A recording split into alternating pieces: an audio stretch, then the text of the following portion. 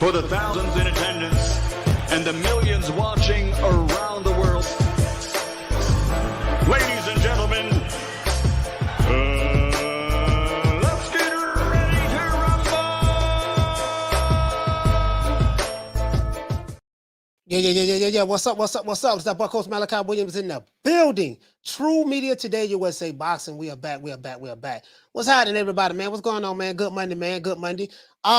We supposed to have Jahi Tucker on later on today.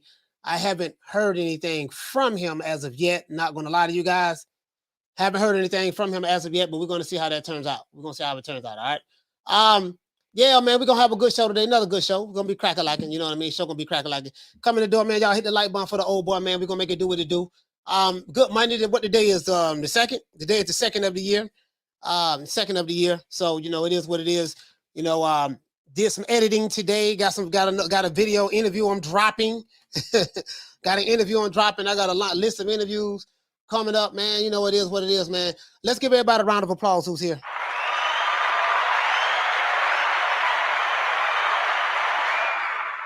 You know, this is fight week. We have the Tank Davis fight coming up. Tank Davis versus Hector Garcia on fight coming up. It has a pretty good card. It's stacked card from a name standpoint. The card is pretty stacked from a name standpoint. Now the actual opponents that the names are fighting, that's not stacked. You know what I mean? I'm not going to sit here and lie and say that any of the opponents that's on the undercard of this fight are fighting any killers. I'm not going to say that, of course. You know, some of the finest series of them all, you know what I mean? Just being honest with you, from what I can see anyways, you know what I mean? But nonetheless, you know, it's a stack, it's a good fight card. They're fighting in DC. I'm pretty sure the fight probably sold out. You know, it's Tank fighting in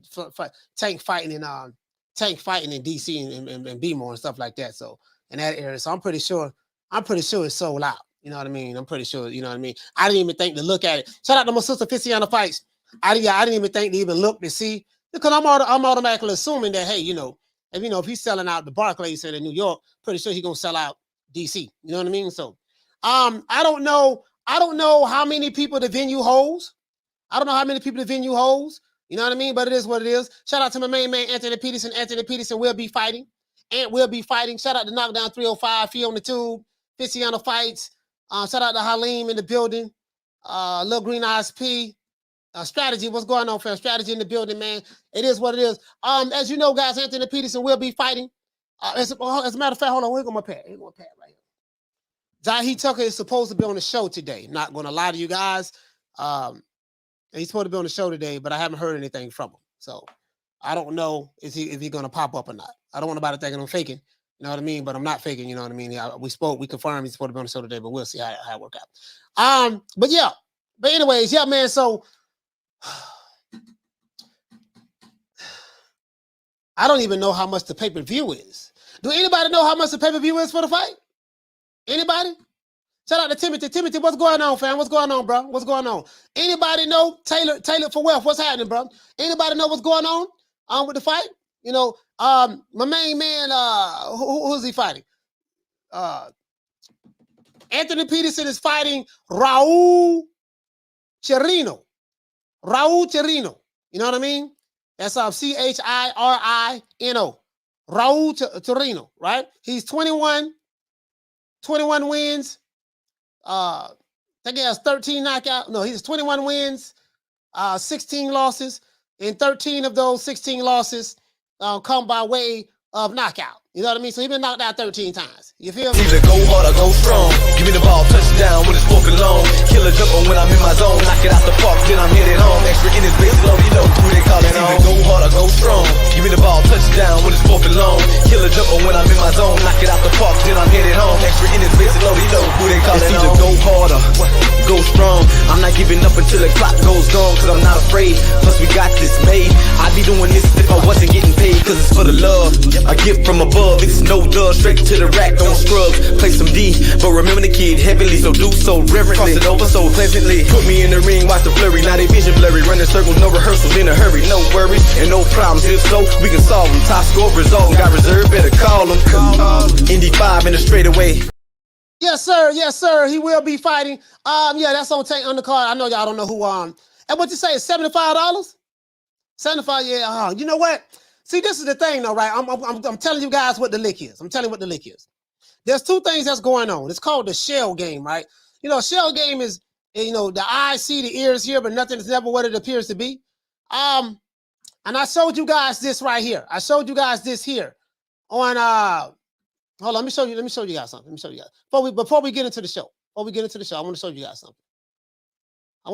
something. Before we get into the show. Hold on. Let me do this. Screen share. And I've done this before, right? Now, Tank is fighting on ESPN. This article is from 2014. It said Espinosa explains Showtime's position on pay-per-view numbers.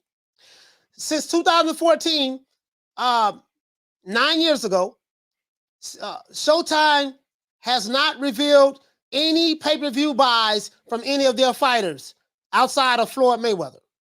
You know, if it's a number that if it's a number that that's not doing like big numbers, and remember, Floyd always picked the right opponent, you know, which is smart. When you're doing pay-per-view, nobody's just coming to see you by yourself.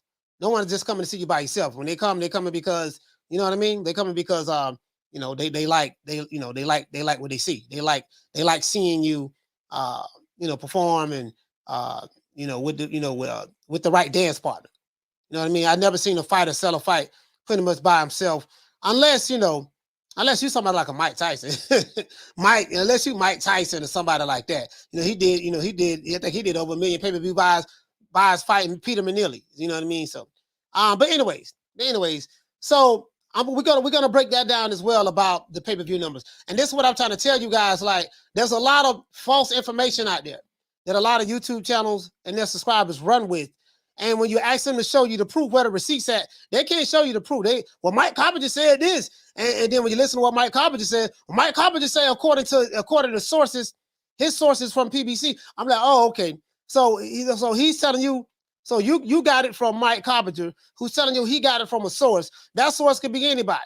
And the source told him such and such. Then what did Showtime say? Well, Showtime ain't said nothing. So, you know, what did the PBC say? Well, PBC ain't said nothing. Well, this what he said. This what he said that somebody told him he did. Oh, okay. So what you're trying to tell me is his source is, you know, he heard it from Big Booty Judy, he heard it at the strip club. You know, he was talking to Big Booty Judy, who got the information from Third Leg Tyrone, who overheard Hobo Sam talking to Poke Chop Willie when he was on the phone with his baby mama, Sonia, that this fight did 1,250,000, 300,000, 350,000 pay-per-view buys. Sir, did you get that directly from Showtime? No. Did you get it directly from Fox? No. Okay, so and the guy did say that, you know, he got it from his source, you know, so a source that's close to the situation. Hell, that could be somebody from the that could be the janitor working in the bathroom, anything. You get what I'm saying? So who knows, guys, who knows? But anyways, you get what I'm saying? So that's what it is. So you were like it's certain arguments I'm not even going to have. Like yesterday, I had two people call the show yesterday that wanted to argue. You see how I shut them down? The dude from New York, dude from Chicago, what's his name? Tall God, hey Rue. All right, you're a god, but okay, yeah, nigga, whatever. You know, he wanna argue. You see how I shut them arguments down? I never lose an argument because I don't argue. You see what I'm saying? If you're gonna talk with me for the sake of dialogue, that's one thing. But if you want to talk to me for the sake of trying to prove you're right, you're never going to be able to prove that. Because I'm not going to engage with you with that. If you're right, yeah, you're right about that, cool. And I'm gonna continue to move on. If you're wrong, well, no, you know, that's your opinion on it. I totally disagree with that. I think the problem lies is when you have people who have differences of opinion and one person values your opinion so much that they want to convince you to come to their side, see things the way they see things. No, it doesn't work that way. It doesn't work that way. You know, because I see things the way I see things based on logic. And you may see things the way you see things based on your personal bias. And once I understand that, there's nothing wrong, and there's nothing wrong with that at all. You know, the best way to do it is just say, look, man, let's just agree to disagree and move on. I'm not finna be sitting here arguing and tongue wrestling with some niggas for what? Wasting my goddamn time. Really though. True. You get what I'm saying? Really though. Hey, shout out to Two Wheel Slim. Now check this out. Tank Davis is feeling some type of way. And this is what he posted on Twitter, and of course he deleted it. That's why I call it Mr. Tweet and Delete. Mr. Tweet and Delete. You know what I mean? That's Tank nickname, Mr. Tweet and Delete. He'll tweet it and delete it in a minute, right? Tank Davis, I'm slapping everyone who didn't apologize to me. And of course, I said we have a live interview with Jahi Tucker, right? But I haven't heard anything back from him. Last time I heard from the brother was, I'm gonna tell you right now. Hold on. Saturday. That was Saturday. And yeah, that was Saturday. We confirmed that we had a show today. All right, cool. So we'll see what's up. I sent you the link. We'll see what's up. Now, Tank Davis seems to be ready, war ready for his upcoming fight this Saturday, January the 7th, versus Hector Garcia. He also has a message for all those who believed that he beat his daughter's mother. Tank Davis wanted known that if you didn't believe him that he was innocent and apologize to him, meaning if you didn't apologize to him for getting arrested for something that he said that he didn't do, he's slapping the shit out of everybody when he sees you.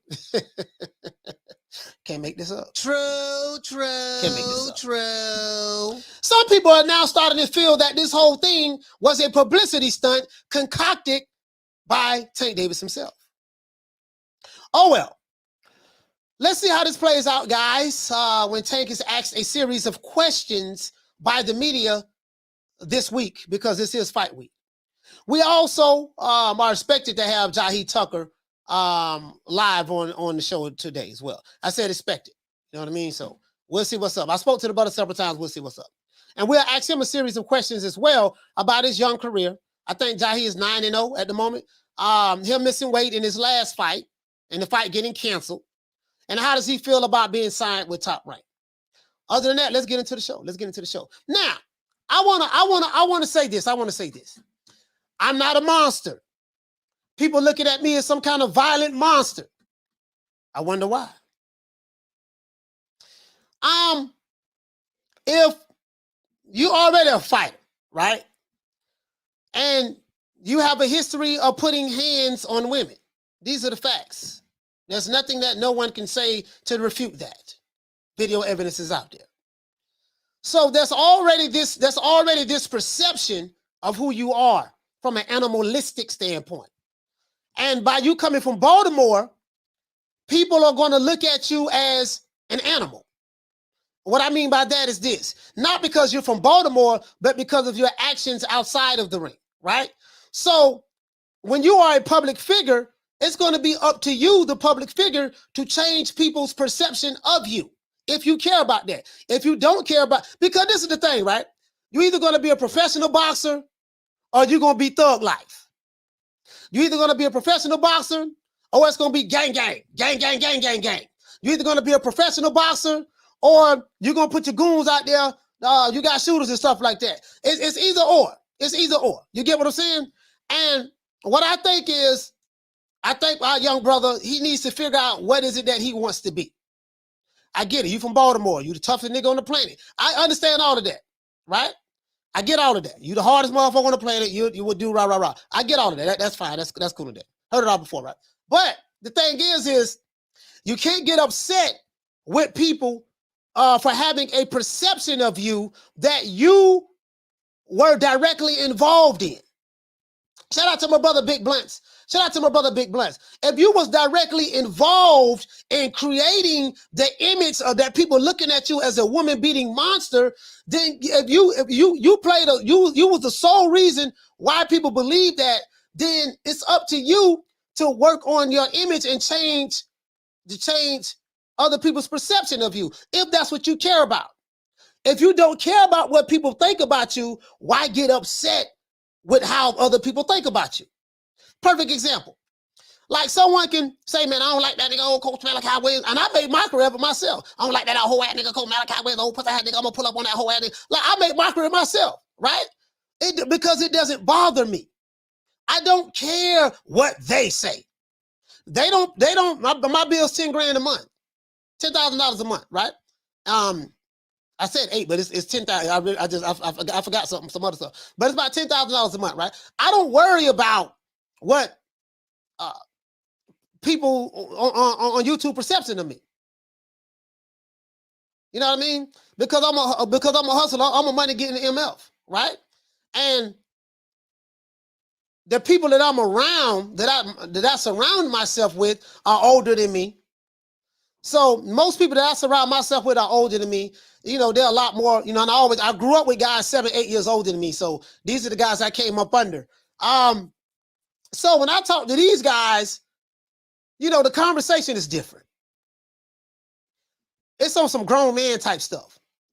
So I say all that to say this, and I always been like that since a youngin'. So, but I say all that to say this: if you were the sole reason why people look at you as an animal,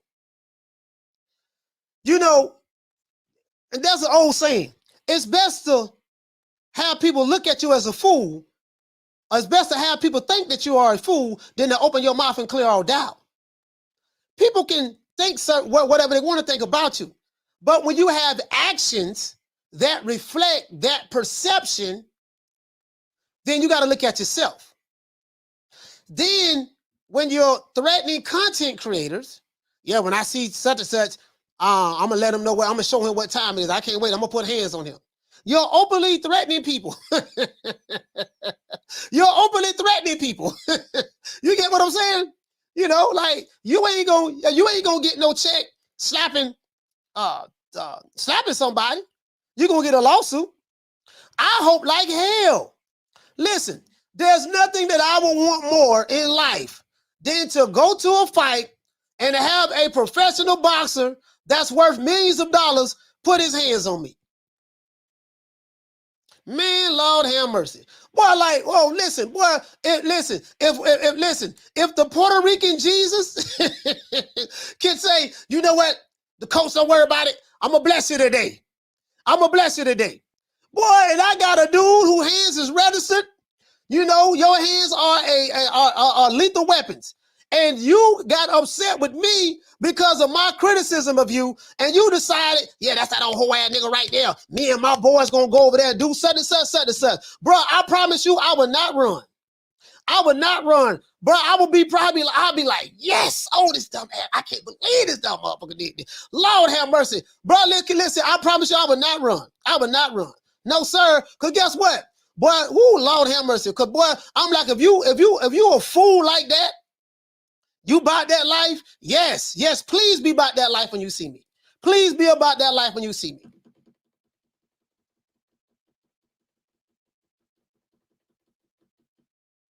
Boy, listen, I'm suing you. I'm suing the promoter. I'm suing the venue. Everybody getting sued. And guess what? I'm gonna get the most expensive white Jewish lawyer in America that I can get. I know he gonna take that case pro bono. He gonna be like, look here, coach, don't even worry about it, baby boy. You know what I mean? I promise you, this ain't even going to trial. How much money you want? Well, what happened? Man, look here, man. My back. I think my back broke. I think my back broke, dog. Yeah, we gonna go to. I'm gonna send you to one of my expensive doctors, and I'm pretty sure that when they do the diagnosis, you know what happened? Yeah, I think my orbital bone broke as well. I think he punched me in the eye. He hit me in the eye, and I don't know how he did that. The dude does, you know. He said he about that life. Yada yada yada yada yada. Okay, well, you know, we gonna be about that life too. All the way to we're gonna be about that lawsuit life.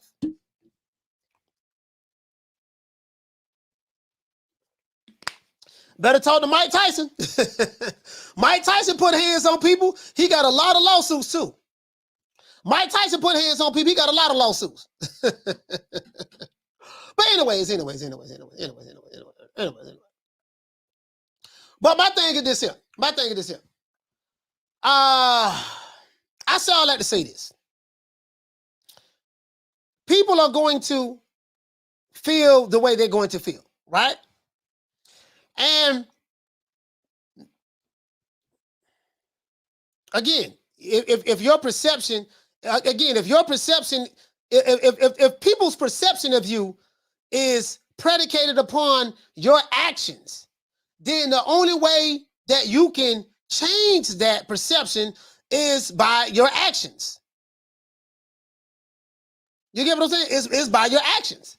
That's all I'm saying. It's by your actions. That's how you can change people's perception of you, by your actions. That's all. Hey, what you say, Anthony? You say Coach is favorite Saturday? Yeah, he's favorite. He's favorite. Hey man, shout out to the boxing historian. Shout out to the boxing historian. You know, you get what I'm saying? So the thing is they don't understand how media works. Let me tell you something. There's nothing more powerful than media. Shout out to World Combat Sports. There's nothing more powerful than media. Nothing. Media start wars. Governments, when they want to go to war and bomb a country or whatever the case may be, they do it through the media first. They call it psychological warfare. You know, media is a propaganda machine that's designed to control the masses of the people from a thought process, right? Media is very, very powerful. You ain't gonna beat media. You're not gonna beat videos. You're not gonna beat articles. Like there's fighters. I remember reading something right about Larry Holmes. Let me tell you a story about Don King. Y'all know I rock with Don. Y'all know I like Don King. Now he was a crook to his fighters. Now that is true. You know, but that's neither here nor there. Let me show you how powerful the media is. And I think these fighters, they don't get it. They don't understand the game.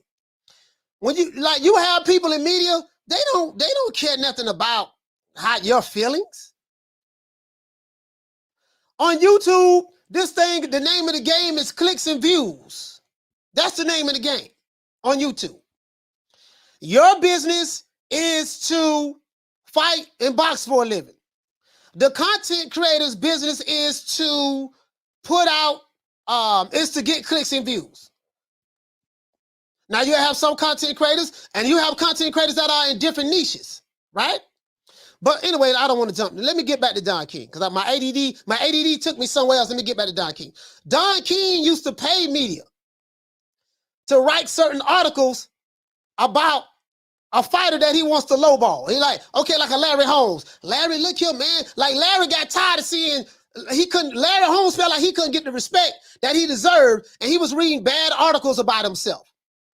Don had certain people in the media on the payroll. Hey, look here, baby. I need you to write this about such and such, such and such. How your wife doing? She doing good? Oh, y'all want to go to Disney this year? Don't worry about it. Here go $5 grand on me. Take your wife, your lovely wife, to Disney. Hey, but I need you to write these articles for such and such. You know, just whenever you get time. Okay, Don. Next thing you know, Washington Post, New York Times, you know, LA Times. This and that, all over the goddamn. I'm talking about that article don't be shared everywhere. And listen, so. You ain't gonna beat the camera in the microphone, dog. You're not gonna beat the camera in the microphone. Not gonna happen. Shout out to Javier. What's going on, fam? You're not gonna beat the camera in the microphone. You're not gonna beat me. Man, I don't know why they making a video about me. That's the name of the game, one. And then two, if you're putting information out there that they're saying you want to assault people, you know, stuff like that. I mean, that's what they're gonna say. I mean, you know what I mean? Like, you know, you can't be shit and then get upset when flies are drawn to you. You know what I mean? That's all I'm saying. Hey, shout out to Nelly Content. What's going on, fam? That's all I'm saying, fam. That's all I'm saying. So, to our brother Tank, focus on your fight, man. Don't worry about putting no hands on nobody. You're gonna lose. You're not gonna win that. I promise you're not gonna win that at all. I promise you're not gonna win that. Now you might win the hardest nigga. You might win the hardest nigga in the world contest. It might do something for your ego, but when you hit that courtroom and you in front of them white folks, and one thing I told you about niggas in America, niggas are afraid of them white folks. Now, niggas afraid of white folks now. When white folks come around, when I say white, I'm talking about that courtroom. Let me tell y'all something, boy. Being in that courtroom, I've been to trial twice. Being in that courtroom, is a whole nother ball game. Well, we talking about criminal. Now, lawsuit wise, that probably something else. But you know, it just you just got to be smart. You got to be smart in just everything that you do and just how you move. You get what I'm saying? You have to be smart in everything that you do and how you move. So you know, it is what it is. Now, because I'm gonna promise you, I can promise you this. These dudes on social media, they gonna laugh at you. I know I'm gonna get this money.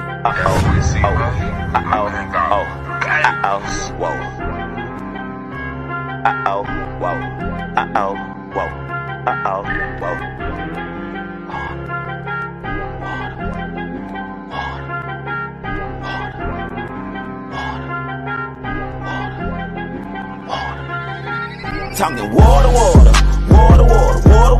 my bracelet costs about 40 and my necklace costs a quarter. Talking water. I go stupid like on Boosie. All this jury got me foolish. All this water. All of these diamonds, they bright, so you gon' see me at night. All of this water. Now why me drip. Water. When your daughter see this water, she gon' let Boosie record. Them little niggas in the A, they making deals off the wall. So this, I want to explain another thing to you guys too. Cause I want to talk about boxing, but we're gonna get to boxing. I want to explain another thing to you guys too. This to all you young jitterbugs out there because you know, like me, I come from the street, right? And I grew up around street dudes. Now, of course, I'm not in the street anymore. I'm a civilian. But all that gangster stuff sound good, right? All that gangster stuff sound good, right?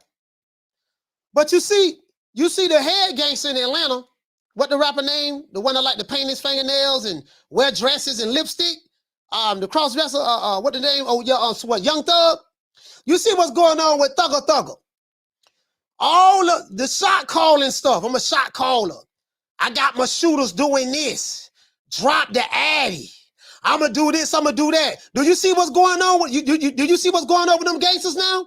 They taking plea deals, snitching and testifying against the head nigga in charge. True. See, these dudes on the internet are really some internet gangsters. They really CB4. They CB4. They talk tough. They talk hard.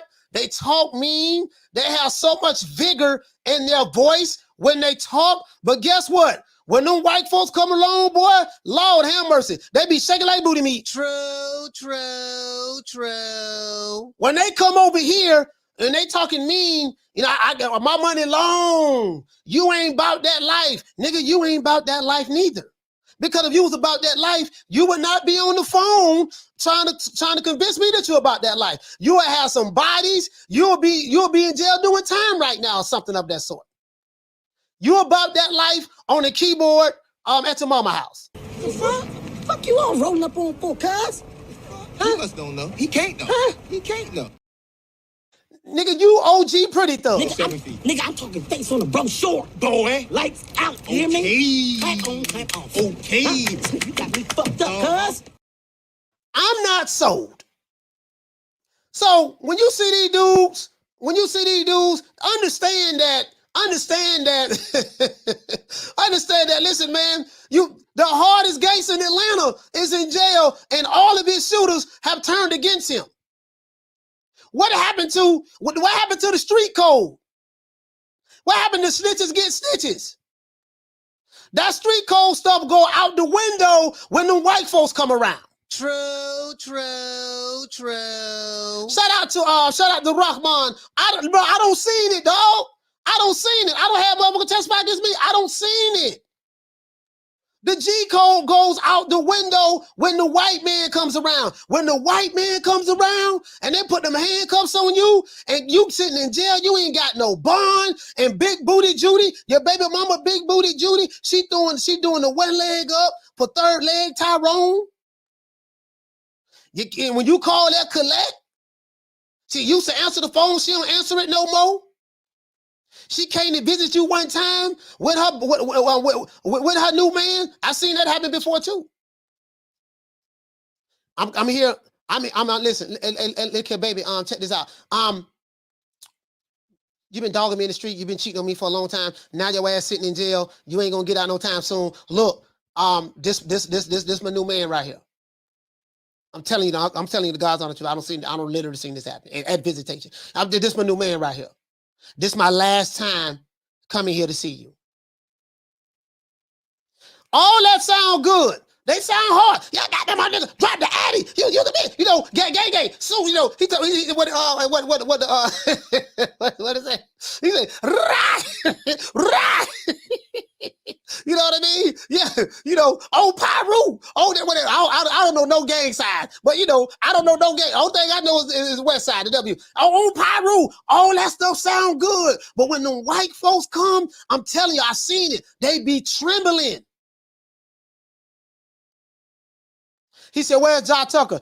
I'm here. Big Lorenzo. He hasn't pulled up yet, fam. He hasn't pulled up yet. I confirmed that he would be on the show. We spoke on the phone. I confirmed he'll be on the show. He hasn't pulled up. So, you know what I mean? And I got the receipts. I can literally show you. Well, I ain't gonna show the man phone number, but I can literally show you the text message, the conversation. But I don't listen. But again, so but I don't seen it, fam. All that stuff sound good to when the white folks come. When the white folks come, I was listening to the phone call of one of the killers in YSL. Listen to one of the phone calls. He was talking to his baby mama. You know what his baby mama said? Shout out to Louis James. Look, you need to do what you got to do to get back home to us. Man, shout out to John Doe. What up, Doe? Man needs you. Man needs you. You know, you need to think about us. You need to, I ain't telling you to snitch, but you need to do whatever you need to do in order to get back home. Because third leg Tyrone been trying to get at me for a minute. And to be honest with you, he looking kind of good. He going to the gym. He looking on swole. He can make his chest jump. He got a big chest. He got a big chest. He got a 7.5 pack. He said he can take care of me and our kids. So you better tighten up. You got about 30 more days. Boy, after 30 more days, I'm moving on. What you think he gonna do? True. What you think he gonna do? So I'm just saying. So, don't worry about these dudes. If they say drop the Addy, they ain't gonna do nothing. If they say they gonna pull up, they ain't gonna do nothing because they haven't pulled up on anybody in the history of YouTube. They gang until when the police come. When the police come, they're sitting in jail. They ain't gang no more. They telling God on Jesus. They telling the devil on Satan. Yeah, man. And guess what? All them killers, guess what? All them killers, when they get arrested peacefully. It ain't but one dude I know shot the police, and that's my homeboy. He doing 3 life sentences. Shot 2 of them, almost killed them. If it weren't for their bulletproof vests, they'll be dead. And he'll probably be on death row. Shout out to Thug and D. So don't worry about that. So I say all that to and that was 1995. 1995. I say all that to say this. Tank, focus on fighting. Don't nobody owe you nothing, you don't owe them nothing. People gonna feel the way they're gonna feel about you, no matter what. But if they feel a certain way about you, but because of your actions, then it'll be up to you to try to clean up your own image. You get what I'm saying? And the people who don't care nothing about you, they're not gonna care anyways. But I will say this, young man, if you're foolish enough to try to be more to the point to where you're gonna put hands on people, guess what? You're gonna be out of a lot of money. You will win the Dumbest Nigga of the Year award. That's what I say. You know what I mean? But if you want to be thug life and represent it like that, go ahead and represent it like that. Go ahead and represent it like that. I'm hoping like hell, boy. Like, listen, I'm praying right. Oh Lord, please let this happen. Please let this happen. Damn, please. Lord, please, boy. God, damn, boy. Lord, let this happen. Nigga, listen. Listen. Fall it all out. Lord, why? Why, Jesus? Why I didn't do nothing? I didn't do nothing, Lord. Oh, he couldn't wipe me. He couldn't ambulance. Oh, Lord, I didn't do nothing. What happened? Oh, man. I think I broke my back, dog. They jumped me. They beat me. And 1,000 witnesses, too? Oh man, oh Lord have mercy. Look here, man. Shit. Listen, man, you rich, you got money. I'm a good lawyer, man, but I'm gonna tell you something. I can't get you out of this. This shit don't look good.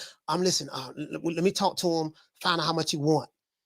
He might want half your purse, your fight purse on your next fight, but let me go talk to him and see what the fuck was you thinking about? You know, your hands is registered. God damn, that's battery. That's god damn shit. He was crying and everything. I think there was fake tears, but he was crying and everything. And he got wife, kids. He got home. Oh shit, man, what the fuck was you thinking about? You dumb man. Okay, don't worry about it. Okay, I'm coming in. You remember that episode of Martin? Remember that episode of Martin when Tommy had bumped. He kind of like bumped Shanae's car. It was just a little fender bender. It wasn't even nothing big. Shanae came to court with a neck brace, a cane, all that stuff there. Like, bro, the car had a scratch on it. Remember that?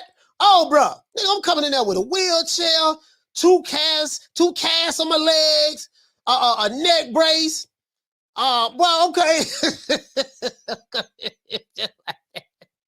Your Honor, this just ain't right. This just ain't right, Your Honor. I'm a taxpaying citizen. Them nigga talk about some thug life. Yeah, thug life. Yeah, thugging. Yeah, you think you're thug life. Yeah, that nigga did some whole shit. Yeah, all the way to the bank. True. All the way to the bank. You still gonna be at your baby mama Section 8 house, broke, smoking on that Nick Sack and Reggie. I'm going all the way to the bank, courtesy of your favorite fighter. Courtesy of your favorite fighter. I'm going all the way to the bank. So enough is, I promise you that, boy. I promise you that. The stickiest of the icky. You want to smoke with the old boy Rick James? Shit, y'all listen. I ain't in no real nigga contest. You know, I got to prove. Listen, if y'all trying to get the realest nigga of the year award, okay, fine. If that's what you want to do, show everybody how real you is. All I'm saying is, when the smoke clear, I'm gonna be at the bank cashing your check that you wrote for me because you did some dumb shit at the fight. True.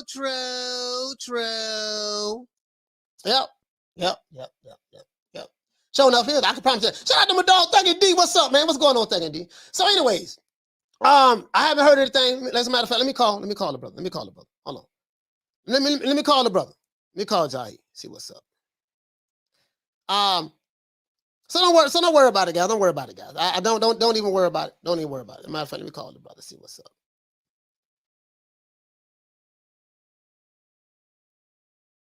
I'm sorry, the person you were trying to reach has a voicemail box that has not been set up yet. Please try your call again later. All right, it went straight to voicemail. It went straight to voicemail. So it is what it is.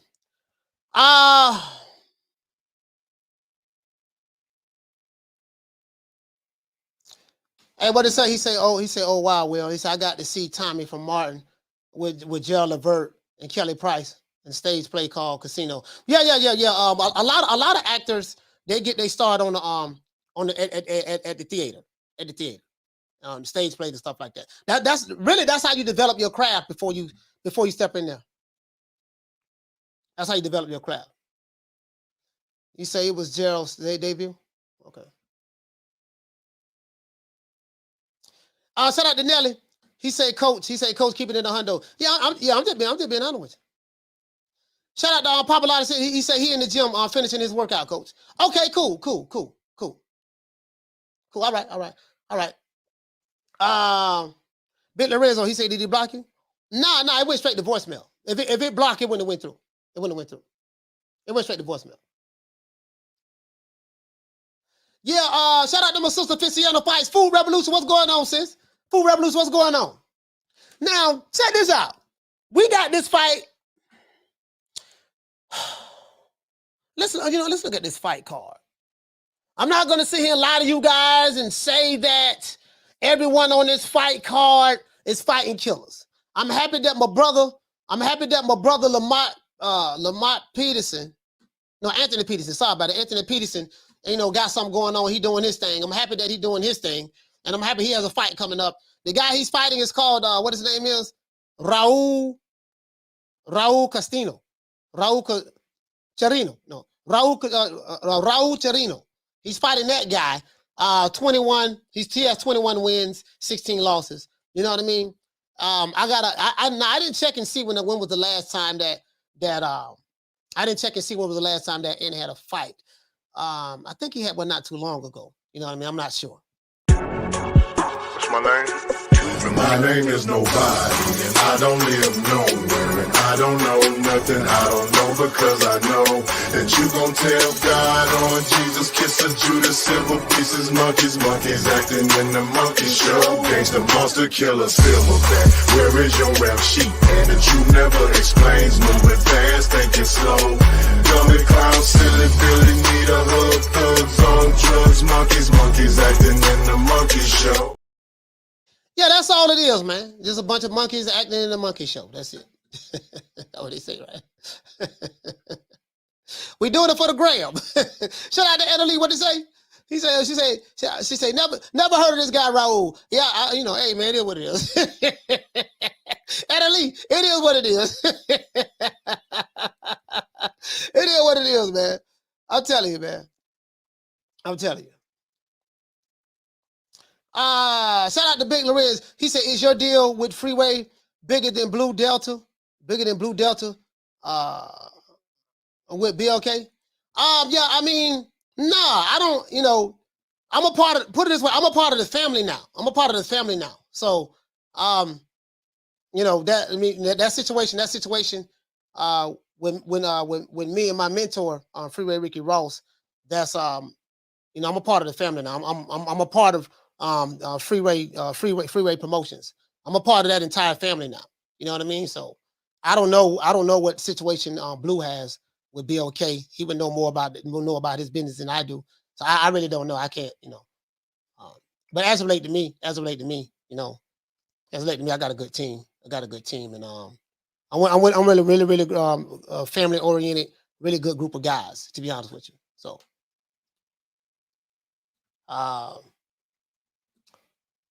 what did he say? Yeah, he said Chavez Whitaker fight anniversary. Yeah, man. As a matter of fact, I think Pernell Whitaker's birthday is today. He's a Capricorn. Either today or tomorrow. He's a Capricorn, man. Yeah, Pernell Whitaker fought Chavez in the middle of Mexico. You might as well say middle of Mexico, because he was fighting Chavez in front of it was like 64,000 people at the fight.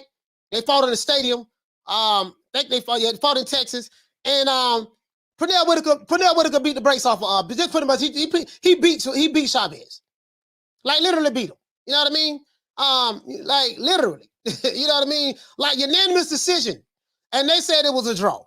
True. The judges, one was from Tijuana, one was from Guadalajara, and the other one was from Mexico City. And that was the judges. Facts. You know what I mean? What they say? Facts. You do know that just because you said facts with conviction, that doesn't mean it's facts. Facts.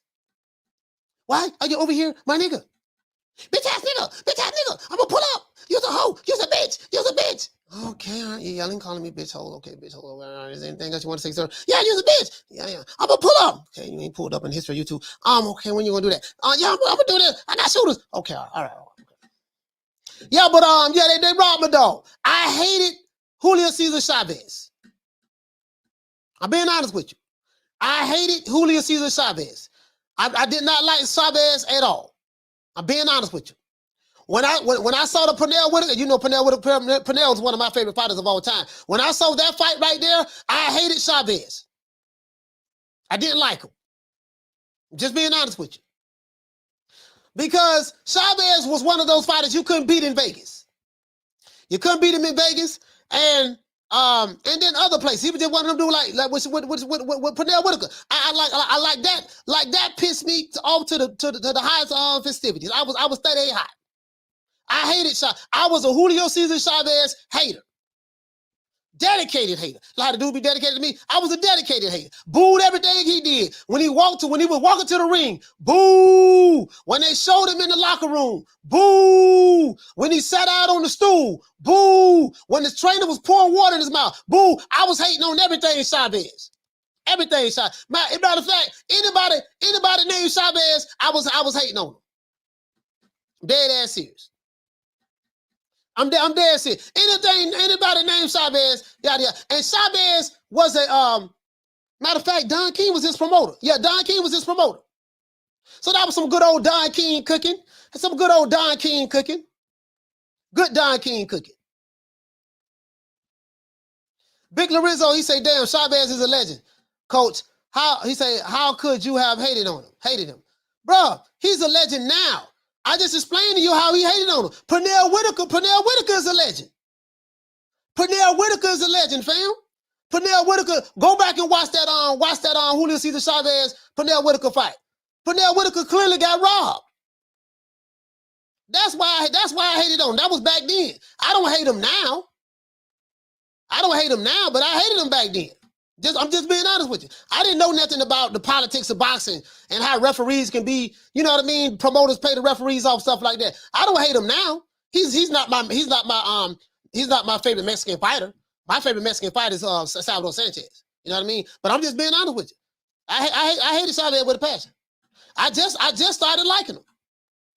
To be honest with you. It took me years to get over that. I just started liking him about 7-8 years ago. You know what I mean?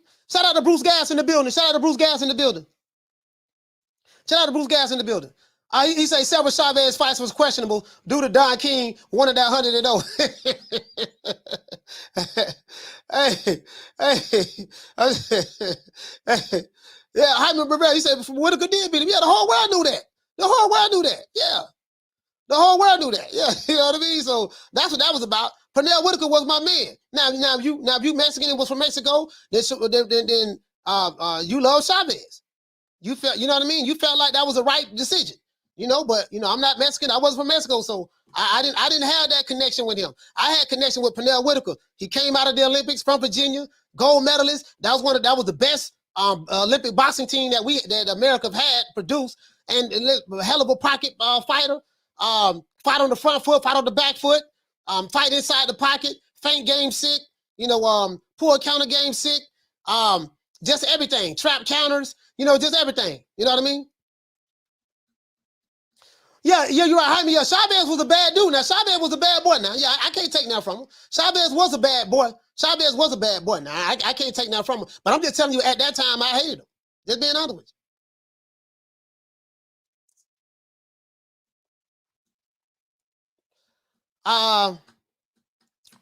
Shout out to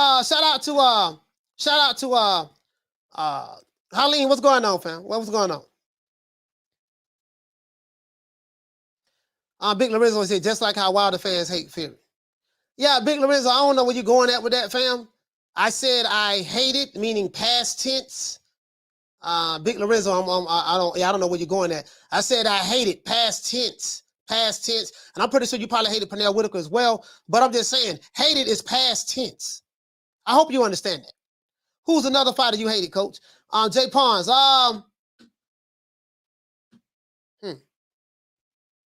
Who's another fighter I hated? Let's see.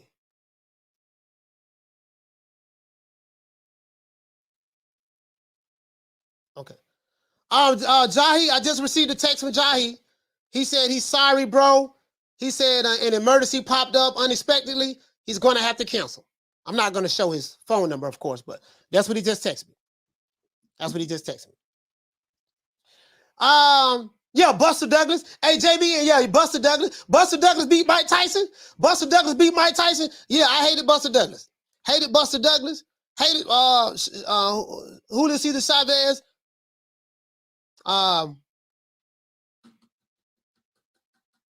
Buster Douglas, Chavez. There really wasn't that many fighters I hated, to be honest with you. Oh yeah, I had beef. I had beef with James Toney when he knocked out Roy Jones. Antonio Tarver. When Antonio Tarver knocked out Roy Jones, I hated him for a minute. I told him that too. When we was at Omaha, Nebraska. We was in Omaha last month. I told him that. I said, yeah, boy, I was 30 hot at you, boy. I was mad at you. But I couldn't stay mad at him for a long time because he was a Florida boy. So he was from Florida. So yeah, Said Julio Cesar Chavez, Buster Douglas, Antonio Tarver, Lennox Lewis, Lennox Lewis knocked out Mike Tyson. He knocked out Mike Tyson. Lennox Lewis, man, but he did Mike dirty too. I ain't like how he did my dog Mike. I was mad at Lennox Lewis. I ain't had no beef with Lennox Lewis until he beat Mike Tyson. Lennox Lewis. I was kind of mad at Larry Holmes because the way he beat up Muhammad Ali. I felt like it was a little too excessive. I was mad at Larry Holmes for a little bit. That's about it, though. That's about it.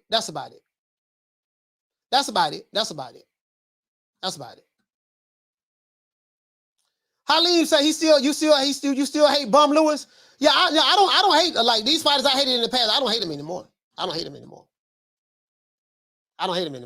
know what I mean? Like Reese Mack, what you say? Reese Mack said I hated Michael Spinks when he beat Larry. I wanted Larry to break Marciano record. There you go. There you go. He talk. Hey. There you go. He talking about Rocky Marciano now. Yeah, hey, boy. He talking about Rocky Marciano. He said he wanted Larry Holmes to break Rocky Marciano record. What about Rocky Marciano? Oh, there they go. Every time I start talking about boxing, a white man got to pull Rocky Marciano out their ass. That's the one. Rocky Marciano. Let me tell you something once for all. Rocky Marciano was good, but compared to Joe Louis, Rocky Marciano ain't shit. He beat Joe Louis's ass. Hey, what to say, strategy? You said I couldn't stand it there in the Holyfield. Yeah, he couldn't stand it there in the Holyfield. The real deal, and that's really the real deal Holyfield. The real deal Holyfield, boy. I ain't gonna lie, Holyfield was a bad boy. Holyfield was a bad boy. He said, who you got coming on the show tomorrow? Tomorrow is Johnny Rice. Johnny Rice will be on the show tomorrow. Six-figure Johnny. I'm so happy for my brother. I'm so happy for Six-figure Johnny, man, that he got a fight coming up January the 14th on next Saturday on the FA Jabbar undercard. And not only that, I think Bob Arum did him a solid. They made him a co-main event. I like that. Hey, we gotta get the likes. So we need let's get the likes up. We need 75 likes. 75 likes. Hey, what you say, Eric? You say first Booger Ray Leonard gonna slap Eddie. Now Tank slapping everybody. Well, I think he's upset. I think he's just upset. He feel like, it is what it is. He feel like he ain't getting the respect. You say, hey, Big Baby Miller now. I can't believe he popped Dirty twice. Yeah, those fighters I hated in the past, I don't hate them now, of course, You know what I mean? I think I hated Buster Douglas for about 10 years. About 10 years. I was mad at Buster Douglas. As a matter of fact, let's see, I was 16 when Mike Tyson got beat by Buster Douglas. Listen, I was mad at Buster Douglas. I hated Buster Douglas and Richard Steele. You see what I'm saying? I hated Buster Douglas and Richard Steele. Showing up did. And it's crazy. It's amazing because I got this interview dropping tomorrow with Melvin Farmer. He's talking about Charleston White. But I think the second interview, it was a 2.5 hour interview. So I'm breaking it up into 4 sections. One section is Charleston White. Another section, he's talking about the activism and stuff that he's doing in the community. He's talking about the history of the Bloods and the Crips, stuff like that, yada, yada, yada, yada. Solutions to a lot of the gang violence and just the violence that's going on in the inner cities, stuff that he's doing. And and then in one part of the interview, he's talking about Al Heyman. He said he'd been knowing Al Heyman since 1974. Al Heyman, Sam Watson, talked about Free Ricky Ross, Mike Tyson. He spoke about just a little section in there talking about boxing. You know what I mean? It is what it is. Yeah. Shout out to David Foster. What you say?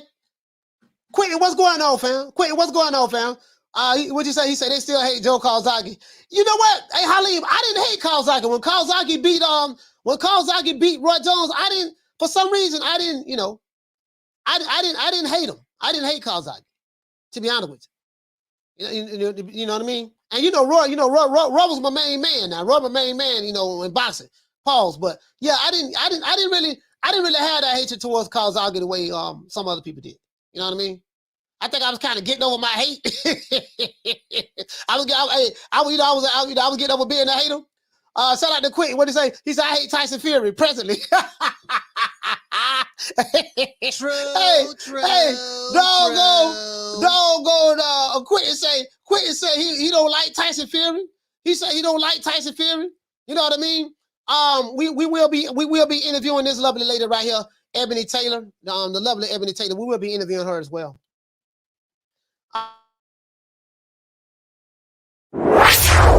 Ebony Taylor is stepping onto the R&B scene with the soulful sounds of love on. Hey, shit, Dr. Umar Johnson hate Tyson Fury too. It had me crying, bro. Hey, remember we was watching. Hey, Quentin, you probably. Hey, Quentin, check this out. Remember, I'm gonna upload that in one of my sound bites on StreamYard. Remember,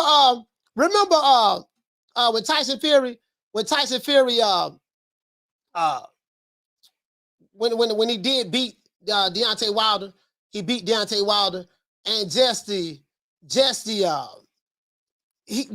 denial. It was a denial, like he couldn't accept it, and he was like, brothers and sisters, you know who won the Fury Wilder fight? Please tell me that my brother Deontay won that fight. Please tell him that our brother won. And then somebody in the chat said, told Dr. Umar, he said, Tyson Fury beats Deontay Wilder? Oh no. No, brothers and sisters. No, oh no. Oh, he couldn't accept it. He was in denial. And Umar was like, no. He said, but how? How did he lose? Like, our brother was in shape. He was chiseled. Quinn, that probably was you, bro, fam. He said he was in shape. He was chiseled. He had that, you know, he was in Shango shape. He was in Shango shape. You know, he had the strength of Ogun. Tyson Fury, he looked like a fat, out of shape mayonnaise man. He called him a mayonnaise man and all that stuff, man. And I wanted to tell, if I could talk to Umar, if I could have spoke to him at that time, I wanted to tell him, look, brother, in boxing, it don't work that way. Like, the dude who got the muscles and stuff like that, that don't necessarily mean he gonna win. Like, boxing is about skills and, you know how good you are with the ones and twos and the footwork and the feints and the trap counters and the defense and how to slip punches. It's about all the ring IQ. It's all about all of that. It ain't got nothing to do with muscles, brother. You know what I mean? Now, if it was a bodybuilding contest, yeah. You know what I mean? Hey, shout out to Big Lorenzo. He said, "Can you play the clip?" Yeah, let me find that clip. Bro, it was hilarious, man. It was hilarious. Let me drop the phone line. It was hilarious, man. Bro, it was so funny. It was so funny. I was like, oh, bro. He said, how, like, bro, he was just in disbelief. He was in disbelief. And what it is, I think the brother is a casual. He don't understand that, hey, man, this thing ain't about muscles. You can have all the muscles in the world, fam, but that doesn't necessarily mean you're going to win the fight. He didn't he didn't know anything about boxing pedigree. He didn't know anything about boxing pedigree and stuff like that. It's one of those guys here, just pretty much look at the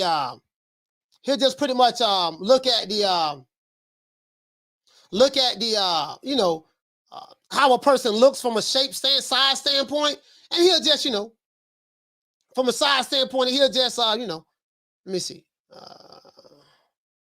Let me do this.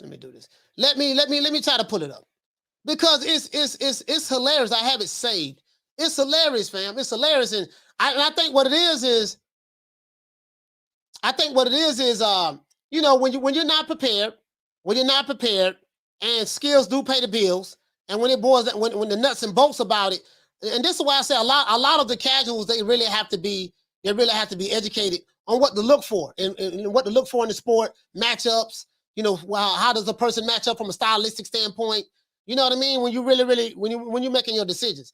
Now, some people, they don't care about that. They're just going to go by if the person's from their city, their hometown, if he's from the same ethnicity or race or whatever the case may be. That's how they make their decisions. But in the real world of boxing, your race, your ethnicity, you know, what set you claim, that ain't got nothing to do with whether you're going to win the fight or not. You know what I mean? True boxing fans who follow the sport, you know, they understand that. True boxing fans who follow the sport, they understand that. They get it. You know what I mean? Hold on, I think this is it. Oh no, that ain't it. That ain't it right there. That ain't it right there. Hold on, I'm gonna find it, guys. I'm gonna find it. But you get what I'm saying, though? I gotta say it. I'm gonna find it. So you know, and the thing is, unfortunately, we have a lot of those type fans that's pretty much, you know, in the sport right now. That's pretty much online on social media right now. You get what I'm saying? So, you kind of got to know what you're looking at. Shout out to D-Rob. What it say, family? Say skills pay the bills. Yeah, skills pay the bills. You have to know what you're looking at. You got to know what you're looking at. You get what I'm saying? So skills do pay the bills. I totally agree with that. Skills pay the bills, and you got to know what you're looking at. You know, when you're looking at these fights, you got to understand matchups, stuff like that. You do have to understand that. So, at least you'll make a decision in error. You'll make a decision in error, and you know, and you're being shocked. Because our brother was shocked. I'll find it though. I'll find it. I'm looking for it now. Shout out to Naps. What'd you say?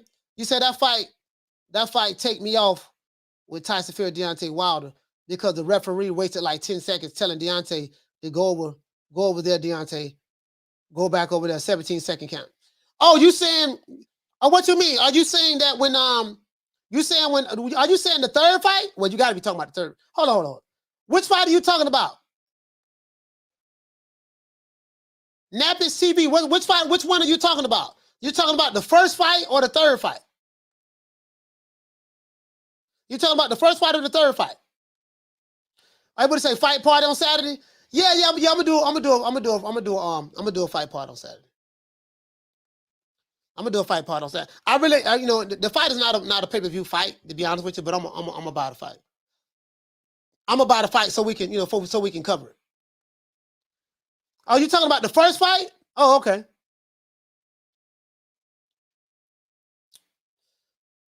The first fight, he was telling the referee. He was telling the referee the referee was telling Deontay Wilder to go to the corner. You talking about that first fight? Because people complained about the first fight and the third fight as well. People complained about the first fight and the third fight as well. You know what I mean? They complained about the third fight as well. That's why I was asking which fight you was talking about.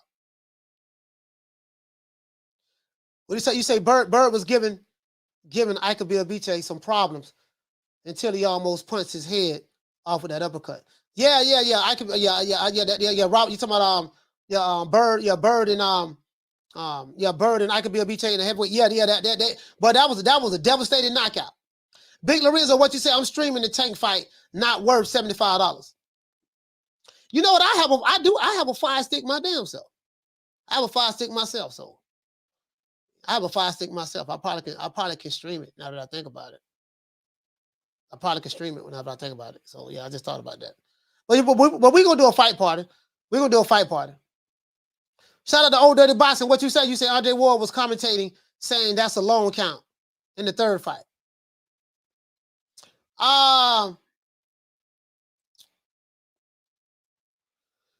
You know what? When I watched that third fight, you know when I normally watch those fights, I don't have the volume on. I don't listen to the commentators because the commentators are, you know, they're like WWE. You know, they're gonna you could tell by what the commentator says who's the house fighter, who's the fighter they expect to win, and who the fighter they want to win. And they have a tendency of, like, you will see something, right? Like this what the commentators will do. If it's a fighter that fights for the network or for the promotion of the company that they like, Oh, look at that uppercut by, look at that uppercut. Just giving an example, just throwing some names out there. Look at that uppercut by Teofimo. Teofimo landed a hell of an uppercut. Or look at that jab. Look at that jab by Wilder. Or look at that jab by Tyson Fury. This and that. Oh, I've never seen anyone throw a jab like that. And then when the other fighter that a Wilder, Fury, or whoever the house fighter is, the fighter they expect to win, whenever he lands some good shots, they downplay it. Oh yeah, Shawty Big Nuts just landed a left hook to the chin.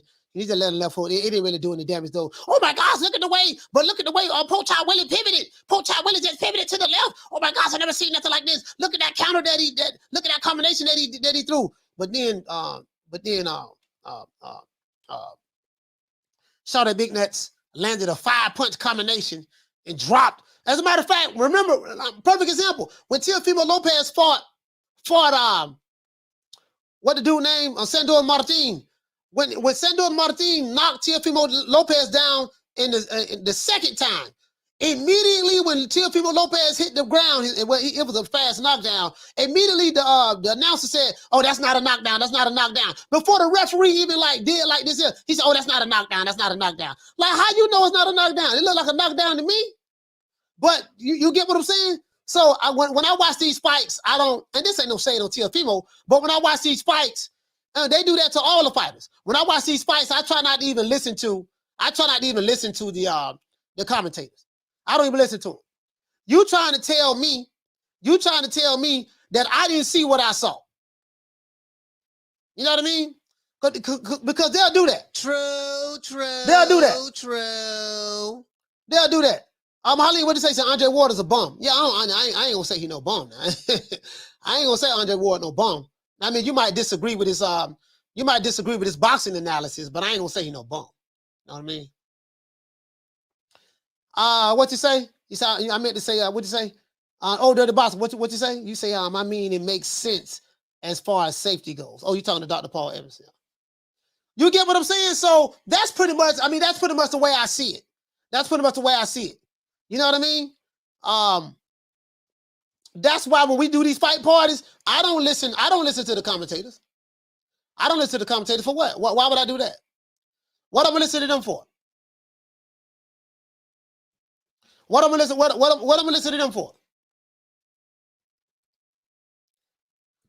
Hold on, guys. Hold on. You get what I'm saying? I'm not gonna listen to them. I'm not gonna listen to them. It's just certain fighters I don't wanna, you know. Hey, shout out to Nassau. You say for sure the third fight. Oh, you talking about the third fight? You talking about the third? Oh, the third fight. Yeah, yeah. Hey, Naps, I get what you, Napish. I get what you're saying. You saying the third fight. Shout out to my sister. Shout out to my sister. Shout out to my sister. Bless 365. Salute, sis.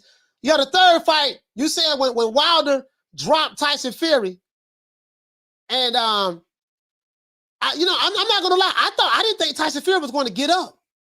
Because he sat there on the ground and it looked like he was just thinking about getting up. But you saying that the referee turned around with telling Deontay, get to the corner. No, not that corner, the other corner. No, not that corner. Go back to the other corner I told you not to go to. So you saying that, so you, oh, boy. Hey, that's what you saying up. So you said that he would give Tyson Fury extra time. Yeah, go back to the corner. No, not that corner. Go back to the other corner. You know what I mean? No, look at me. Do you understand what I'm saying? And then he looking back like this here, like he talking to Wilder and looking back at Tyson Fury like, okay. So Wilder don't drop Tyson Fury. He don't drop him. Wilder immediately walks off in jubilation, like, yeah. He like, I remember like he was like, yeah. He walked off in jubilation, right? And he walked to the corner. The referee. No, don't go to that corner. Go to the other corner. Wilder like, huh? What? No, go to that corner. Go to the other corner. And then Wilder go to the other corner. No, not that corner. Go back to the corner I told you to leave. Looking back. Okay, Tyson Fury still on the ground. So what you said is here. Okay, Tyson Fury still on the ground. So I gotta give him time to recover. That was a hell of a shot.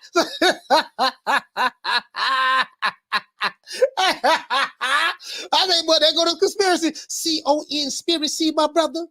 My brother, the C-O-N-spiracy. You see what happened? You see what it is, my brother? You see how the hey, you know what though? Hey, all jokes aside, boxing is cricket now. Boxing is cricket. We Boxing must is cricket. internalize the flatulation of the matter by transmitting the effervescence of the Indonesian proximity in order to further segregate, to preclude on the issue of world domination would only circumvent, excuse me, circumcise the revelation that reflects the aphrodisiac symptoms which now perpetrates the Jericho's activation. You get what I'm saying? So I mean, I feel you on that. I feel you on that. And then even the first fight, shout out to my sister Bless. Hey, okay. For dropping that quarter of a bam dub on your boy. Hey Leroy. Super chat received. Playtime's over, boy. Hey, she said Coach Halim smoking on that Reggie, hating on SOG. No, he probably now Halim probably hating on SOG because of the way he beat what the dude name? I forgot the dude name. Carl was Carl Frampton? Because of what he did to Carl Frampton. That might be it right there. That might be Halim. Yeah, you gotta, you know what? When Halim be hating, you gotta get to the root of the hate. You gotta get to the root of the hate. You gotta flesh it out. Okay, Halim, you hate Andre Ward. Tell me why. Why do you hate Andre Ward? I just don't like him. I just don't like him. I don't like nothing about him. I don't like his haircut. Okay, you don't like his haircut. Okay. Is there any particular reason why? Like when you go to the psych doctor, you know, is there any particular reason why you hate his haircut? Yeah, you know, I just don't like his haircut, man. He be lying all the time, and you know, he think he all that. He think he all that. Okay, he thinks he's all that. How long have you been feeling this way? I've been feeling this way a long time. I've been feeling this way a long time. I've been feeling this way since when? I've been feeling this way since about 1995, 96. 1995, 96.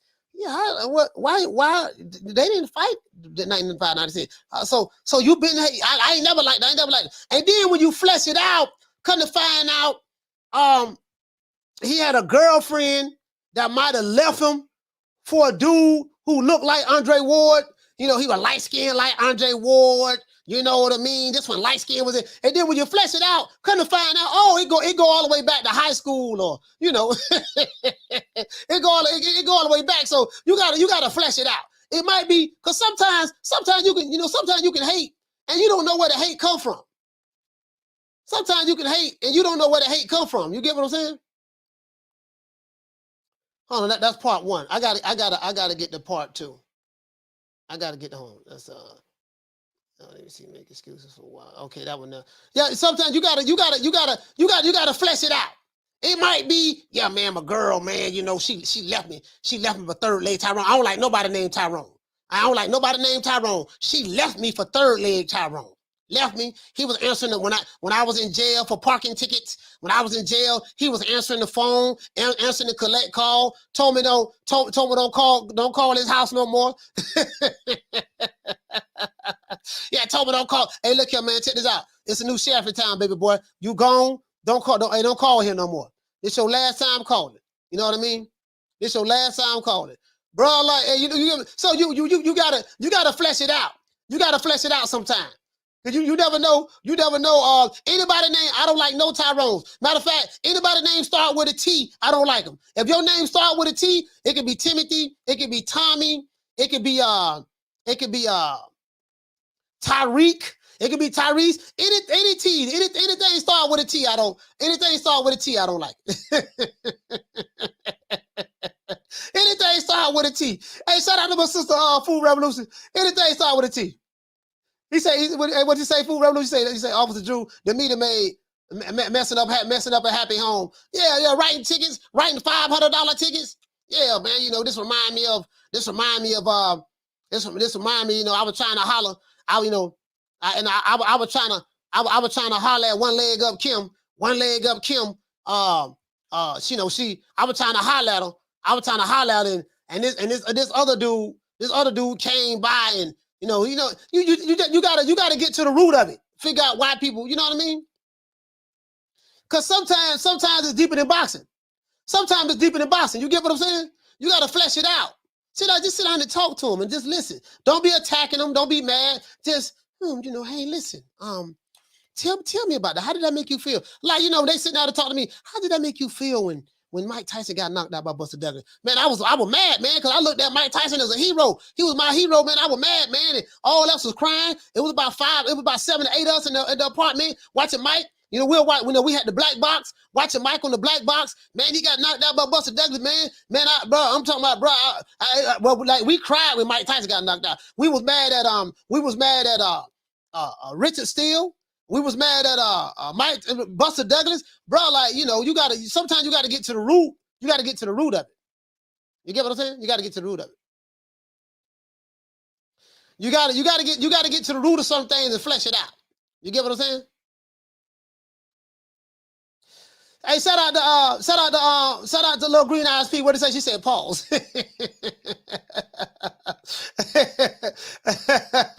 Hey, D-Rod say, some of y'all need to go do your due diligence on that 10 count. Hey, we still talking about the 10 count. Rod say, yeah, we got to go check that 10 count out, dog. That 10 count, it wasn't right. It was fishy. I'm telling you, it was fishy. We gotta look at that 10 count. That 10 count didn't look good. That 10 count didn't look good, dog. I'm telling you, it was a 15 count. It was a 15 count. I'm telling you what it was. Hold on, is this it? I think this is it right here. I think this is it. Oh, this is it right here. I found it. This is it right here. Hey, look here, man. You get what I'm saying? Hey, look. I found it. I found it. Hey, I ain't gonna lie. Hey, when you want a good laugh, bro, anytime I want a good laugh, bro. Anytime I want a good laugh, hold on. I think this is it right here. This brother right here had me crying, bro. This brother right here had me, boy. This brother right here, he was smoking on a blunt of Reggie. The brother had a blunt of Reggie in his hand. But that brother there was like, he wasn't having it. That brother wasn't having it. He said the 15 can. Yeah, I'm just saying, I'm just saying, you know what I mean? I'm just saying, And what you say, Jeff Luciano, you say Fury was up at 9. Yeah.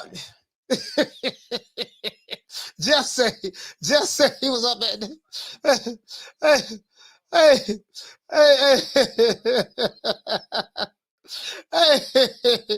hold on. I found the video, dog. Well, y'all, hey, man, I wasn't even thinking about this. Hey, I wasn't even thinking about this, man. But man, come on, man. Hey, BDA did a good job on this. I ain't gonna lie, they did a good job. Hey, bro, I ain't gonna. Hey, you know what? Y'all made me do this. I didn't want to do this. Y'all made me do this. Y'all made me do this. I didn't want to do this. I did not want to do this. I didn't want to do this. Lord, please forgive me. Lord, please forgive me. Lord, L-A-W-D. Lord, please forgive me. I did not want to do this. But I do this for the people, by the people, of the people, because I come from the people, I represent the people, and the people represent me. If the people want me to play something at their liberty, you know what I mean, then so be it. I will be more than willing to do that. Anyways, but this was hilarious. There you go. Start off with the hoopla and the entrance. When I was looking at the entrance and the energy, I said, he's going. Hold on. As a matter of fact, hold on. Let me move it over here. Bro, this, bro, look here, bro. Bro, this is just so funny, man. Like, the sister, bless her poor heart, too. Bless the sister, man. Bless this sister right here, man. Bless his beautiful sister right here, man. But the sister had it down to a science. She was like, or they had this individual rapping. He couldn't rap. I didn't know what the fuck he was talking about. First of all, the energy within his rap was whack and dead. Tyson Fury knocks out Deontay Wilder. No, brothers and sisters, no. Shout out to my dog, Dr. Umar. No, it must have been fixed. It must have been fixed. Shout out to my dog. It must have been fixed. Tyson Fury was out of shape, fat, He gained like 60 pounds. It wasn't muscle. It was all blubber. Deontay, our brother, was chiseled in Shango shape. He was with the Ogun energy. How in the hell did he get knocked out by an out-of-shape, overweight mayonnaise man? No, I'm not buying it. I'm not buying it. I ain't buying it, bro. I didn't see the fight. Was the fight thrown? Was the fight thrown? Did he say he didn't see the fight? Hold on. Was the fight thrown? Nothing can justify. Hold on. Listen, did he say he didn't see the fight? That's what got me. To say, okay, and I'm not trying to, if you believe Tyson Fury cheated, there's nothing wrong with that if you believe that. But my thing is, but to criticize it and then say you didn't see the fight. Well, bro, how can you come up with an honest assessment? You get what I'm saying? How can you come up with an honest assessment if you didn't see the fight? You know, that's my whole thing. That's my whole thing right here. If you didn't say, shout out to my sister Fisiana. You know, he was chiseled. He had that Ogun, you know, you get what I'm saying? In Shango shape. You get what I'm saying? So, and then he said he didn't see the fight. So I'm like, you know, you get what I'm saying? You know, at least go back and look at the fight and then come to your own conclusion. You get what I'm saying? You know, I mean, and then this brother right here, he's smoking on a blunt of Reggie.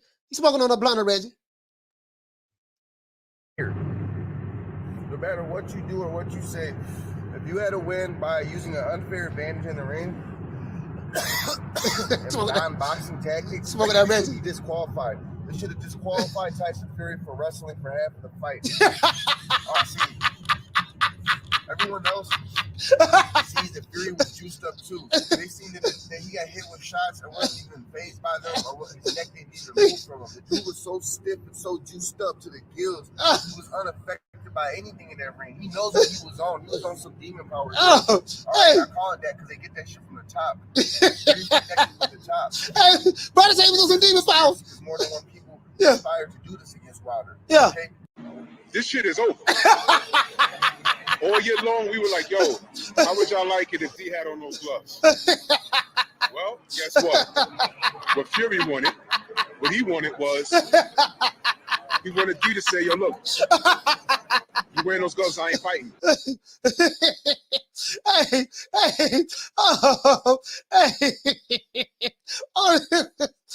You know what he said? Wear those gloves. I want to wear those same gloves. Stuck. So now, eye for an eye, glass at glass. Retribution, your judgment day has come. What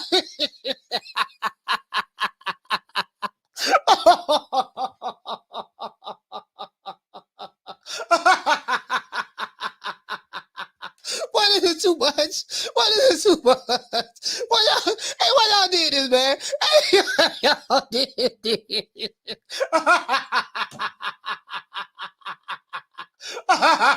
Why y'all did this, boy? Boy, y'all some dirty sapsuckers, boy. Y'all some dirty sapsuckers, boy.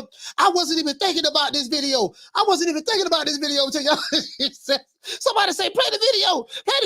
Sign the contract. 60-40, 70-30, 80-20. Take whatever we give you. Eye for an eye. Glass ain't glass. You know what I mean? Drop the Addy. I'm like, oh my God, these like, oh my God. Why, Lord? Why? Hey, Dead Rod, what did he say? D-Rod, he say, tell me you didn't see the fight without telling me you seen the fight. Bro, he didn't even see the fight. My thing is this here. Regardless of what side of the fence you're on, whether you believe Tyson Fury cheated, or you believe Deontay Wilder was robbed, or you believe it was fair, at least watch the fight. That would be my only thing. I would tell my brother, look here, brother, at least just watch the fight. Then after you watch the fight, come up with your own conclusion. That's all I'm saying. That's all I'm saying. That's all I'm saying. That's all I'm saying. That's all I'm saying. That's all I'm saying, fam. Anyway, yeah, this was hilarious. We found out a little while later, we run into his sister, and she said, yeah, he broke his hand. Like, damn. Broke his hand in the 4th round, I think. Stuck. What is it? What is this here, Larry? What up, man? People can say what they want to say. I'm finna say the truth of the matter. I don't care who likes it, who don't. In the Deontay Wilder fight, Talk to him, brother. Talk to him, brother. Talk to him. Deontay Wilder won the fight. Yeah. In the 4th round. Talk to him, brother. On the 2nd knockdown, the referee started to count hella late. Even Andre Ward was yelling it over and over. Okay, that was the 3rd fight. Wilder didn't shake his hand at the end of the fight. He knows in his heart that it was some foolish stuff going on. Period. Yeah. Fury is pillow fisted. That is why he had to wear the freaking horse-haired gloves. Wilder couldn't change the gloves, so he had to wear the same type of gloves. Fury's used to them gloves. He soaks his hands in petrol, for Christ's sake. And when he was rapping, there was no energy behind him. This is the. So therefore, I said, "Oh no, oh no, Tay Wilder under ritual." I can see it all in his energies. She said he was on a ritual. I could see it. They used the wrong rapper who spit out the wrong word, who had no spirit behind him, the wrong energy. Then they had the death walk, the death roll. Dead man walking. In wars, somebody said the gloves were checked. Sister Rosalind, the votes are counted too, Sister Rosalind. Do you believe no elections are thrown? Sister Rosalind, you said the gloves were checked, baby. Sister Rosalind, you said the gloves were checked. So the votes are counted too, Sister Rosalind. The votes are counted. Do you believe elections are not thrown? We are not perfect. We take losses like any other man or woman. Just because we are the talk to him, people, brother. We still gotta fight. Talk to him, brother. Win wars and we gonna lose wars. Yo, what's popping? You know who it is. This my dog. Rapper Rock. This my dog right here now. Rap. This my I dog. am telling you from personal experience. I've been boxing 20 years. This my dog right here. No way. Y'all This my see dog. smaller fighters in boxing and MMA who cannot go 12 rounds and fight like that and not get tired and recover every round. I know Tyson Fury ain't put in the work that I done put in. I'm telling y'all now, I train over 12 rounds a day, run 5 miles a day. I go hard. I go hard as hell. And I get tired even going 12 rounds in a Tyson boxing Fury don't match, do no road work myself without getting knocked down. Tyson Fury don't do no road work. Tell him, brother. When I'm on a bag, I'm the greatest drug-free bodybuilder of all time.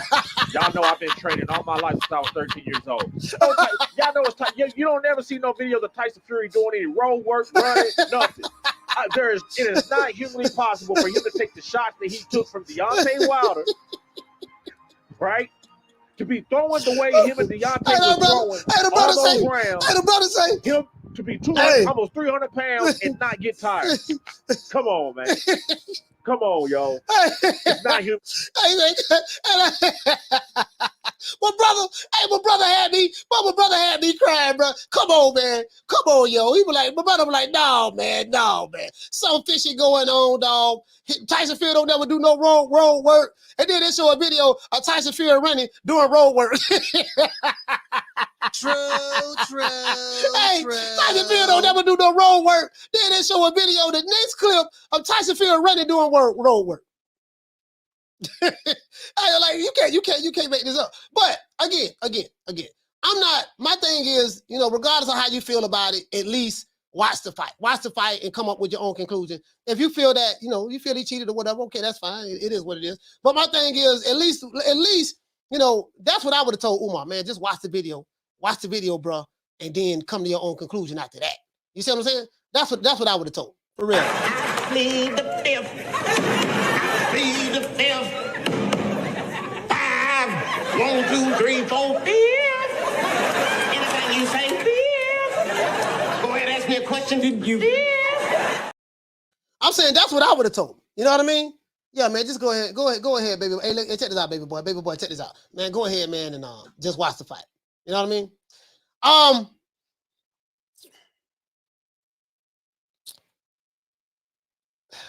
I'm not gonna lie to you guys. I'm not sure. I'm being completely honest with you. I'm not sure if, as a matter of fact, let me drop the phone lines. Sorry about that, guy. I've been sitting there talking. I'm not sure if the Ryan Garcia Tank Davis fight is happening. I'm not sure about that yet. I'm not sure about that yet. You know what I mean? We'll see. We do know that Anthony Peterson will be fighting this weekend on the Tank Davis undercard. Either go hard or go strong. Give me the ball, touchdown when it's fourth and long. Killer jumper when I'm in my zone. Knock it out the park, then I'm headed home. Extra in his base low, you know who they call it on. Either go hard or go strong. Give me the ball, touchdown when it's fourth and long. Killer jumper when I'm in my zone. Knock it out the park, then I'm headed home. Extra in his base low, you know who they call it on. It's either go hard or go strong. I'm not giving up until the clock goes gone, cause I'm not afraid. Plus we got this made. I'd be doing this if I wasn't getting paid, cause it's for the love. A gift from above, it's no dub. Straight to the rack, don't scrubs. Play some D, but remember the kid heavily, so do so reverently. Cross it over so pleasantly. Put me in the ring, watch the flurry. Now they vision blurry, running circles, no rehearsals, in a hurry. No worries and no problems. If so, we can solve them. Top score, result, got reserve, better call them. Indy 5 in the straightaway. Fans praying that I'm here to stay. Yes, sir. Yes, sir. Yes, sir. Anthony Peterson will be fighting this weekend on the Tank Davis undercard, on the Tank versus Hector Garcia undercard. He's fighting Raul Torino. No, yeah, Raul Torino. No, Torino or Torini? Yeah, Torino. Raul Torino. I never heard of the guy, but that's who he's fighting. You know what I mean? So just letting everybody know. Shout out to Nelly Content. What's going on, fam? Oh, the boss. Phone lines open, man. 530-494-9636. 530-494-9636. He's so you know what? I don't know the fight order though. Let's look at that undercard again. Let's pull this undercard up, guys. Shout out to Zephyr. Hey, okay. Drop another half for bam, double on your boy. Hey, Leroy. Super chat received. Playtime's over, boy. Hey, what you say? You said who the Tank think he is? Will Smith talking about smacking people. You know, hey man, you know, I mean, if he wanna, you know, if he wanna smack people, let him smack people. I mean, I don't think he gonna like the consequences of it, but you know, I don't know. You know what I mean? I hope shit. I hope like hell. I hope man shit. Hey boy, look here, boy. Woo. Hey, shout out to Thugger. He say big card to start the year off. You know what, Thugger D? It's a big card for the names that's on it.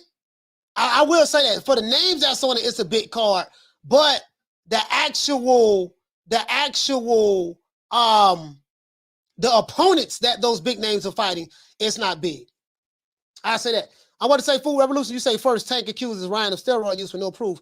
Next, he catches a case out of nowhere. Sounds like they were setting up down all along. You know what though? The more, you know what? I kind of dismissed that at first, but the more I think about it, there was a brother. Shout out to Odie Loke, Odie Loke TV. Odie Loke said something and I didn't even think about it. And some of you guys in the chat said it. How come every time Tank get ready to have a fight, there's some type of controversy? Get ready to fight Esau Cruz, Roland Romero, you know, had 45 women come out with sexual assault accusations. He wasn't charged with anything. He got pulled off the fight. That drew attention to it. And then the accusations just disappeared. Ain't heard nothing after that. You get what I'm saying? And then when he fought Roland Romero, well, Roland was trolling so hard, and you know, he was trolling so hard. Roland pretty much sold that, you know, just with a lot of the trash and stuff he was talking. And then now this come up. You get so some people are like, you know what, man, something fishy about all this. Some people really think that. Shout out to D-Rod. He said, yo, Cole, do you think that Tank Davis will be affected by the outside noise? I don't know. That's what I was asking. That's a good question. That's what I was asking. That's a good question, fam. That's a good question. That's a real good question. Will he be because sometimes, and we talked about this earlier, we talked about this last week. D-Rod, we talked about this last week. Sometimes who you how I want to put it, sometimes outside distractions affect your performance inside of the ring. So I don't know. What to say, fool? Now it's not worth $75. No. And the reason why, I'm gonna tell you why. The reason why is because the reason why is because of who they're fighting. You know, the opponents. That's the reason why. I'm saying that's the reason why for me, because of the opponents. The opponents, but you know, Boots fighting somebody named Karen. Like literally he's fighting a Karen. So he's fighting Karen.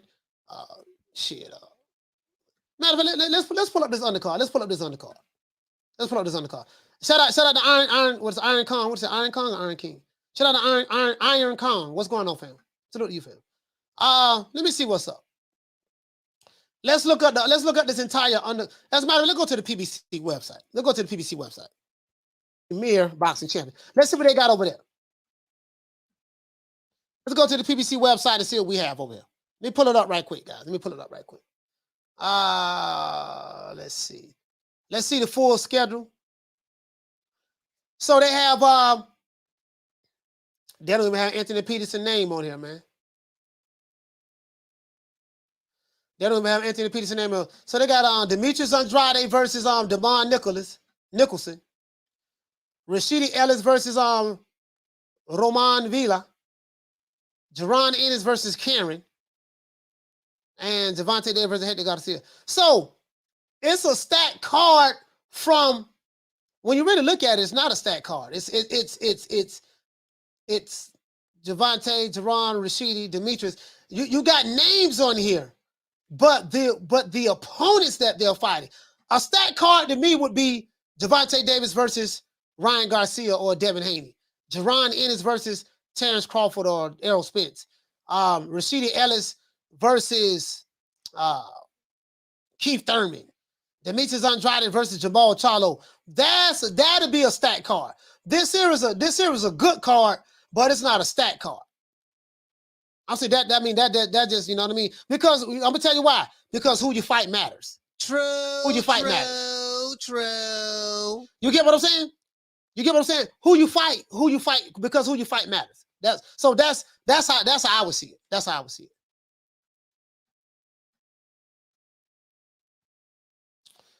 You say PBC are kings of mismatches. But it's a good card though. What you say? You say Tank little sister fighting for her first championship. Who is his sister? What did it say? You say Tank stretching Garcia out in the 7th round by brutal KO. I mean, if he does, Tank is what? 1,000. He's a 10-1 favorite to win. I mean, you get what I'm saying? I mean, he's highly favored to win. You get what I'm saying? So,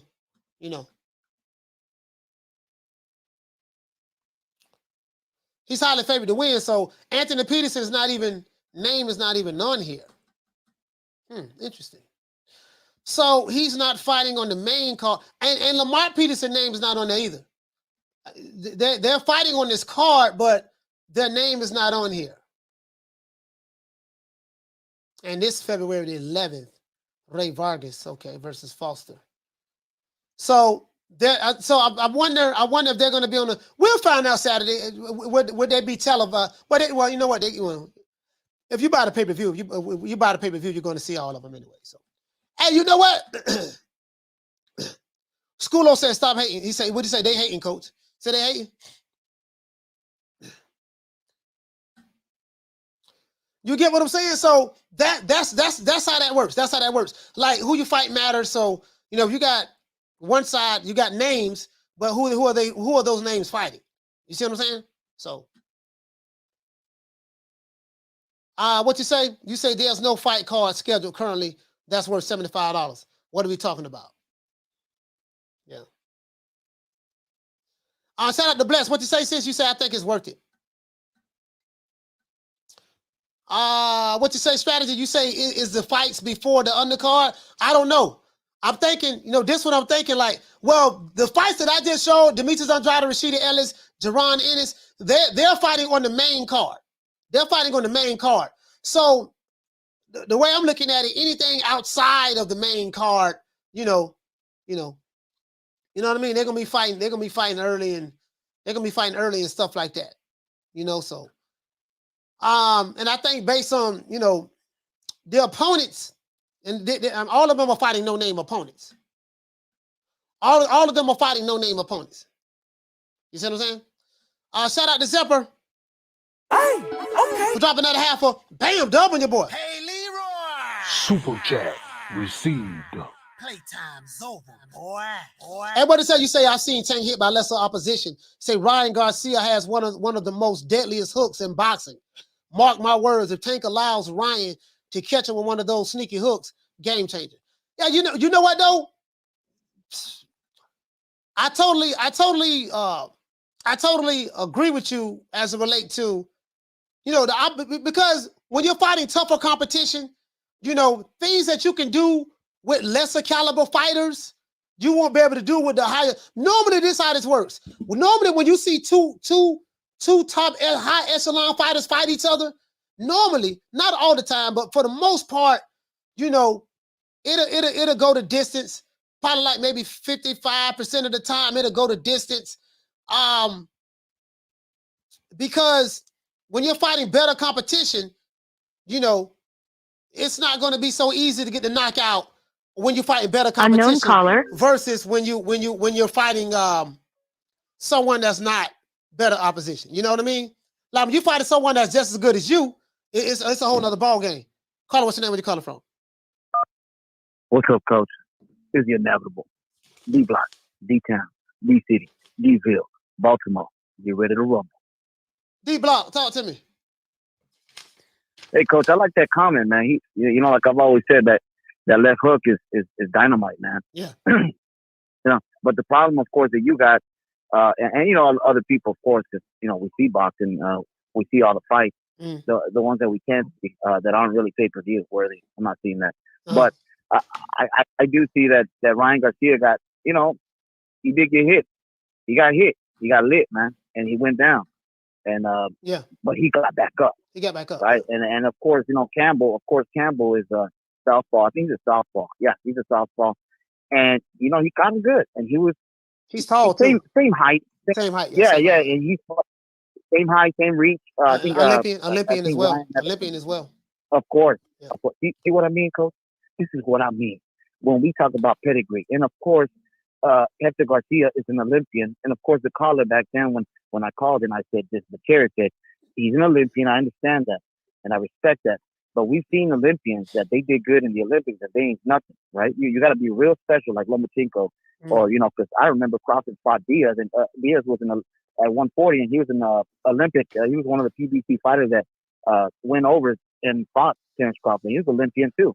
But Terrence Crawford beat the hell out of him. As a matter of fact, Terrence Crawford fought several PBC fighters at 140. Yeah. Yeah. Like he fought literally like 3 or 4 PBC fighters. There was no problem.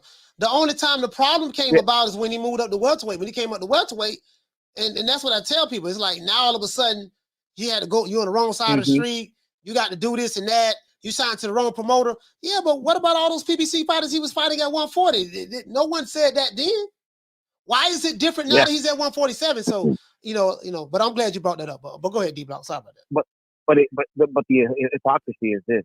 So you telling me that you're less talented fighters, because you got to give them fights. Let's be honest with that. PBC has been doing a bad job, but back then there was more fights going on. Because he had more of a good contract with NBC and then Fox, and then everything started breaking down. Which to this day, I'm thinking, because a lot of boxers like Danny Garcia said that Al Heyman, he kind of helped him out with investment. He tells people how to invest in buying houses and all that kind of stuff. So I'm thinking this guy must have sold all his fighters. My accountant, the people I got on my team tell me the same thing. And, you got good people on your team. Anybody tell you that? That ain't nothing.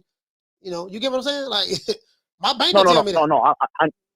Yeah. But I'm just saying, like, because this is the point that I'm trying to say. It has nothing to do with what we're talking about the Hector Garcia overall, but with PBC, I think that he has all these fighters not fighting, but he put good investments for them to where they're like, yeah, I'm cool. I got my money. I got money flowing.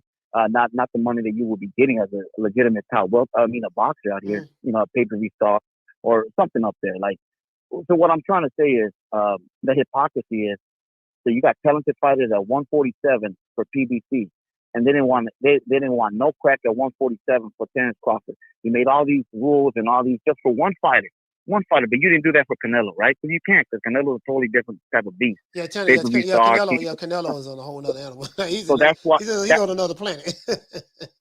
Hell yeah. So that's what I'm saying. So when they try to line things up with Charlo, and they had Charlo, Errol Spence, and then they had Benavidez for Canelo Alvarez with the plan. They wanted to make that 3-fight deal. But come on, man, you can't do that. You know, he's Canelo. Anyways, at the end of the day, Hector Garcia, yes, I'm gonna give you props. You know, I got my magnifying glasses again, and I saw a little. You know, he does have a little bit of head movement, so I got to correct myself on that. But at the end of the day, like we say, Coach, Tank Davis is gonna bury him, man. It doesn't matter what's going on with his life. When Tank Davis gets in there, he will bury you. You know what I mean? If you know it's what? a tough opposition. I thought, bro, I thought that same thing when he fought Isak Cruz. Nobody knew who he was. I had Tank knocking this dude out around the 3rd round, and that dude gave Tank his hardest fight since he's been a pro, and he came with it. So, you know, now it's like, you know, you get what I'm saying? It's like, damn, because I was sure. I said, man, Tank gonna knock it out. I was talking all kind of trash about Isak Cruz. I said, this man got slow feet. He don't work behind the jab. He fighting tomato cans in Mexico because he was fighting a bunch of cans. Man, this man, Tank, they gonna run through this dude. And man, that dude made a believe out of me. So I don't know, man. Maybe Hector got to still make it a better fight. Who knows? One more thing, because I know I've been on the phone too long. Isak Cruz was a shorter fighter. Tank got hurt in that fight. So, you know, we didn't expect. That's why boxing is so, we love it, because anything can happen. So I got to give credit where credit's due, and you know, yeah, he surprised everybody, even you. Okay, and it's hard to surprise Coach. I'm telling you that right now. So I think Hector Garcia is going to go in there. He's going to give it his all, but I just see it just like everybody else. I mean, talent will always surpass whatever's going on, right? Whoever's in front of your face. So Tank and Ryan Garcia, let's just line that up. It's going to happen. But that left hook, you got to watch it, man. You better watch it, because if you don't watch it, you're going to get knocked out. D-Block, D-Town, D-Field. Shout out to D-Block. Shout out to D-Block. Yeah, see, that's the thing. That's what I'm saying, guys. Like, when you fight better competition, when you fight the top guys, now it's another ball game. And I said time and time again, who you fight matters, and it's all about matchups. Now, one thing I will say about the PBC, they do their matchmaking. They put their fighters, their top fighters, they make sure they are in advantageous positions. Unless you're somebody like, you know, who just go against the grain. But if you just sit back, I let y'all pick the opponents for me. You know, they have a way they go about doing things. And you're a fighter like, if you're just one of those fighters who gonna step up and say, no, I want to fight this guy. No, I'm not listening to what you say. I need you to make this fight happen. You know what I mean? Which is only that it ain't but 1 or 2 people that do that over there. Well, really one person. That's Tyson. That's Deontay Wilder. Wilder did that with Fury. He was so goddamn stubborn. He wanted to fight Fury 3 times. You know what I mean? So he the only one that I've seen that did that. But prior to that, it was y'all do the picking. I get in there and fight, beat who you want me to beat. But then as soon as he stepped up and said, hey, listen, forget the matchmaking, this is who I want, you know, and then we saw the outcome after the 3 fights. So we'll see, man. Ryan Garcia is a world-class fighter. I'm hoping that fight happens. You know, I'm not going to sit here and say that, yeah, I'm for sure it's going to happen, because they don't have a signed contract. They don't have a signed contract. And what to say, Nick, you say this is called hedging. That's exactly what it's called. It's called hedging. You hit the nail right on the head, sis. It's called hedging. When you don't like a fighter, you downplay their accomplishments and set extremely high expectations. If not met, so you can clown the fighter. Yeah, that's exactly that's exactly what it is. That's exactly what it is. That's exactly what it is. You know what I mean? Shout out to Dantes. Hey, okay. For dropping that quarter of a bam dub on your boy. Hey, Leroy. Super chat received. Playtime's over, boy. Dante, what to say, family? Say Ryan better watch it, or he's going to get his ass knocked out, sneaky left or body shot. I was saying the body shot as well, but this is the thing, though. This is the thing I want to ask you guys. Even though this fight is not official, this fight hasn't been signed yet. Could it be a possibility that everybody is overlooking? Could it be a possibility that everybody's overlooking Ryan Garcia? You get what I'm saying? Could that be a possibility? Just overlooking Ryan Garcia? You get what I'm saying? Because if Ryan Garcia is as good as His fans say he is. And for what we can see from the eye test, he is a good fighter. And vice versa. When you're fighting really good fighters, guess what? You know, hell, I mean, how can we say that? How can I say with all out surety that, hey, Tank gonna knock Ryan Garcia out, but he couldn't knock out Isak Cruz? He couldn't knock out Pitbull. You get what I'm saying? How can I say that? What the hell with my phone? How can I? Hold on. Sorry about that, guys. Sorry about that. I'm having issues. Having issues with the internet. But you get what I'm saying, though? And I don't know how I'm having issues. I have everything hardwired. It's hardwired into the it's hardwired. So my internet running slow today for some reason. I don't know why. But you get what I'm saying, though? Like, that's why I say, man, we just never know. Maybe he won't knock out maybe he won't. I don't know what the hell is wrong with my internet. Maybe he won't knock out Hector Garcia. Maybe that fight will go. Maybe that fight will be better than what we think it's gonna be. You get what I'm saying? That's why I'm saying that. That's why I'm saying that, because we just never know. I mean, he knock out, you know, and I had him, you know. Now everybody picked him. I picked him to knock out Roland Romero. I already knew Roland Romero got 2 left feet, footwork terrible, load up on shots, don't know how to work behind the jab, lead with his head, chin out. I mean, that was an easy pick 'em. That was an easy pick 'em right there. That right there. But I mean, you know, you just never know, man. When you fighting those upper echelon fighters, things change. It's a little different. You say Gamboa got arrested? Gamboa got arrested, okay. What he got arrested for? Kuba Curry say, he said, Roland piece up Ryan in sparring. I don't look much into that. I don't look much into that sparring stuff. I really don't. Like, I don't, you know, I have to look at it myself. When you say piece them up, you know, like piece up, you know, I think piece up is subjective maybe to the individual. Swat Jones, he said, you can see Roller get knocked out from a mile away. Yeah, they hyped it up. They fooled all the casuals. They just hyped it up, make it seem like Roller had a chance. Everybody knew Roller couldn't fight.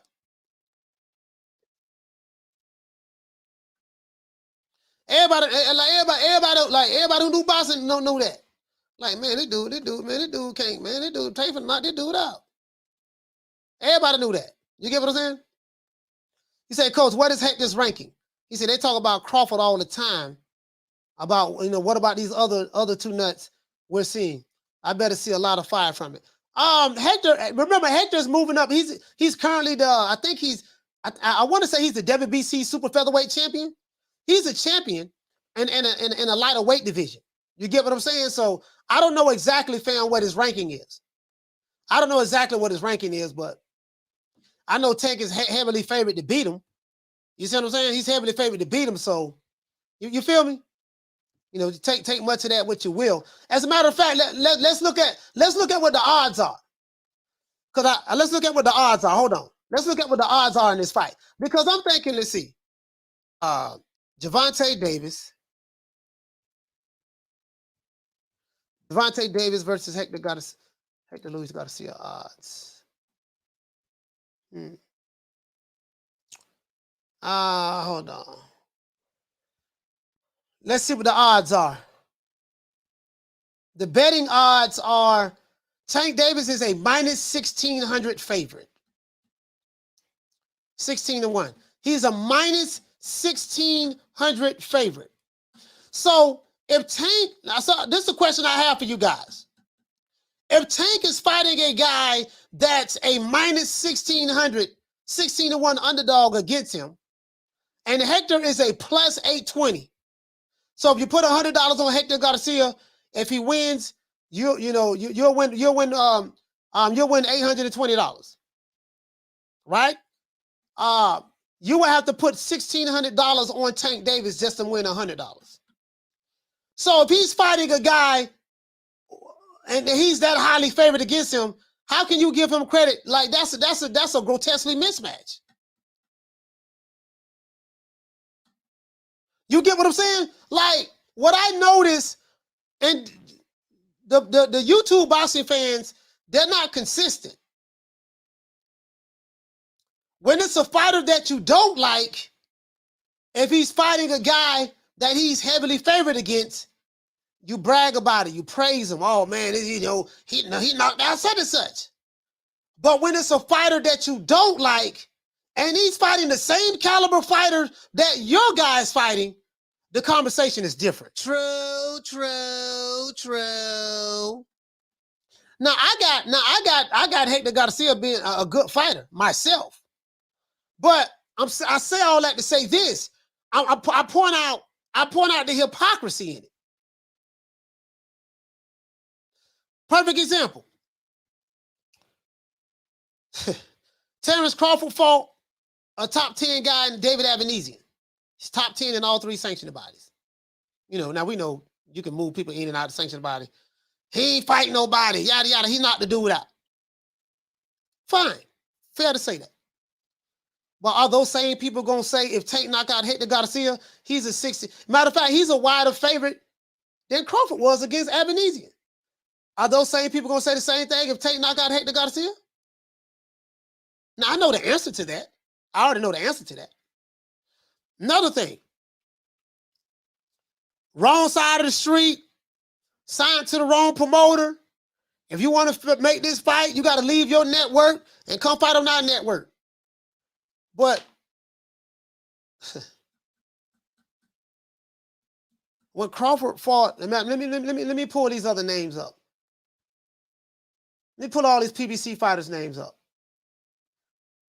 Crawford fought Lundy. That was a PBC fighter. There was none of that.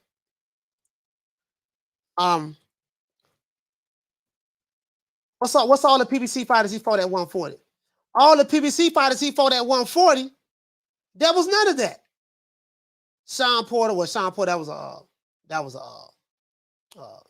welterweight. Felix Diaz, John Molina, Henry Lundy, Thomas Delorme. There was none of that. Wrong side of the street. All these I just named PBC fighters. These guys are PBC fighters. There was none of that. So you get what I'm saying? There was none of that. Thomas Delorme.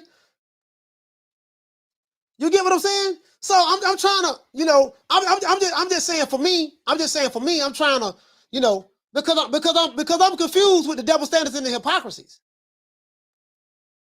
There was no issues prior to the welterweight division. Get to the welterweight division, there's all these issues that come out of nowhere. I'm just saying. Shout out to Paul CX. He say, sounds like coercion. Wrong side of the street. Must be signed with us to land the fight. Yeah, but at 140, it was none of that. You get what I'm saying, Paul? There was none of that at 140. Like, what changed?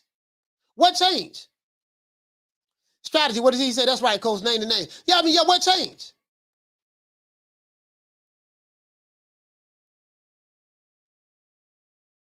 And what did you say? You say they have to keep that same, they got to keep the same energy. No, but that's what I'm saying. They don't. That's what I'm saying, strategy. You're right about that, fam. I'm pointing out the hypocrisy, the double standards. It's like it doesn't make sense to me. It doesn't make sense to me. You get what I'm saying? That's all I'm saying.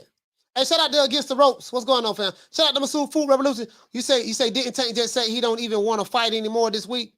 Don't be surprised if there's an upset. Shout out to December Element. What did you say, Coach? Tribalism, inconsistency. I'm just saying, when you point this out, Lord have mercy. Lord have mercy. When you point this out, it's like, wait a minute. Wait a minute, man. Been fighting PBC fighters for years. Lightweight. Listen, been fighting PBC fighters at lightweight and 140. I'm trying to I don't know. Maybe just me. You say hypocrites, Coach. Danny didn't want no smoke. Thurman talked a lot, never made it happen, and now Spence just chilling. His fight hasn't even been confirmed. Yeah, he's fighting in April. He ain't fighting Crawford. That Crawford fight shit. That Crawford Spence fight ain't happening. But you guys get what I'm saying though? Did you get what I'm saying? See, I'm pointing this out. I'm pointing this out. That's why I tell you, it's very, very easy to defeat these guys because their positions, their positions is when I start throwing out, okay, I listen to him, right? Okay, all right, cool, wrong side of the street. Okay, he never should have re-signed with Bob Arum. Okay, well, how come? Okay, well, let me ask you a question, brother. Can I ask you a question right quick? Yeah, he know only way he can get that fight, he's supposed to, PBC don't do business with Bob Arum, and the only way to get that fight, he know that doggone, he need to leave and go get signed with the PBC. Okay, let me ask you a question, brother. When he fought John Molina Jr., John Molina Jr. was a PBC fighter. How come he didn't have to leave Top Rank then? Okay, how come when he fought Felix Diaz, that was how come he didn't have to leave Top Rank then? How come it was the wrong side of the street then? When he fought Henry Lundy, how come when he fought Lundy, it was the wrong side of the street then? Lead the promoter. What about Derry Jean? What about him? What about Thomas Delorme? What changed? What about Ray Beltran? What changed?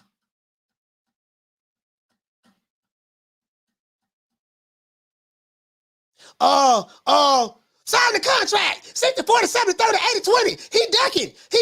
Sign the contract. I'm like, okay. All right. He say, shout out to Chula Vista. He said all the key name fighters are not fighting for legacy, but protect the O. They will regret and not sleep well. Disappointed. Yeah, it is a disappointment. It is a disappointment, fam. I'm not gonna lie to you. It is a disappointment. I'm not gonna lie to you. And listen, when you ask these guys, hey Chula, when you actually hit these guys with these questions, they deflect. They never answer the question. They can never answer the question. They deflect. When you hit them with truth, hard, concrete evidence, show them receipt, it's like, wait a minute, this guy was a PBC fighter, that was a PBC fighter, that was a PBC fighter, that was a PBC fighter. I have countless examples of PBC doing, what changed? Drop the Addy. They'll just deflect. They will never, but you know why? Because they can't answer it. Instead of saying, you know what, dog? Damn, I didn't even think about that. You got a valid point, bro. You got me on that one. They can't. It is a disappointment, fam. Shout out to Tulo Vista. Hey, okay. Dropping that quarter of a bam dub on your boy. Hey, Leroy. Super chat received. Playtime's over, boy. Yeah, they can't. It's very easy to shut them down. Very easy to shut them down. Just like what I had two crazy calls yesterday. Just like the dude from Chicago called. I guess he called himself so-called gonna put himself in my place. And you see how I shut him down? He said I was Uncle Ruckus. I said, okay, if you feel I'm Uncle Ruckus, why are you over here watching Uncle Ruckus? I'm gonna put you on your plate, drop the phone number, call. Why you hating on Umar? Dismiss that. Let them know, listen, man, seems like you have a problem with my position. My position is my position. We just agree to disagree. There's nothing that you're going to say that's going to change my mind. There's nothing I'm going to say that's going to change your mind. I'm not going to argue with you about how you feel. How you feel is subjective to you. We just agree to disagree and move on. Is there a problem? Oh, do you know my background, sir? No, I don't know your background. Oh, okay, then I ran down my background. Oh, you do know I like Umar Johnson, right? But I still call him out on his BS, but I do like him. You know that? Oh, you know what I mean? Like, shut him down in 60 seconds. He ain't had nothing to say. Shout out to Zepper. Hey, okay. Dropping out half a bam dub on your boy. Hey, Leroy. Super chat received. Playtime's over, boy. Shout out to what you say, fam. You say with Bud moved to 147. What changed is the investment amounts. Al built Spence up and invested too much money in them. So what changed is the dollar amount.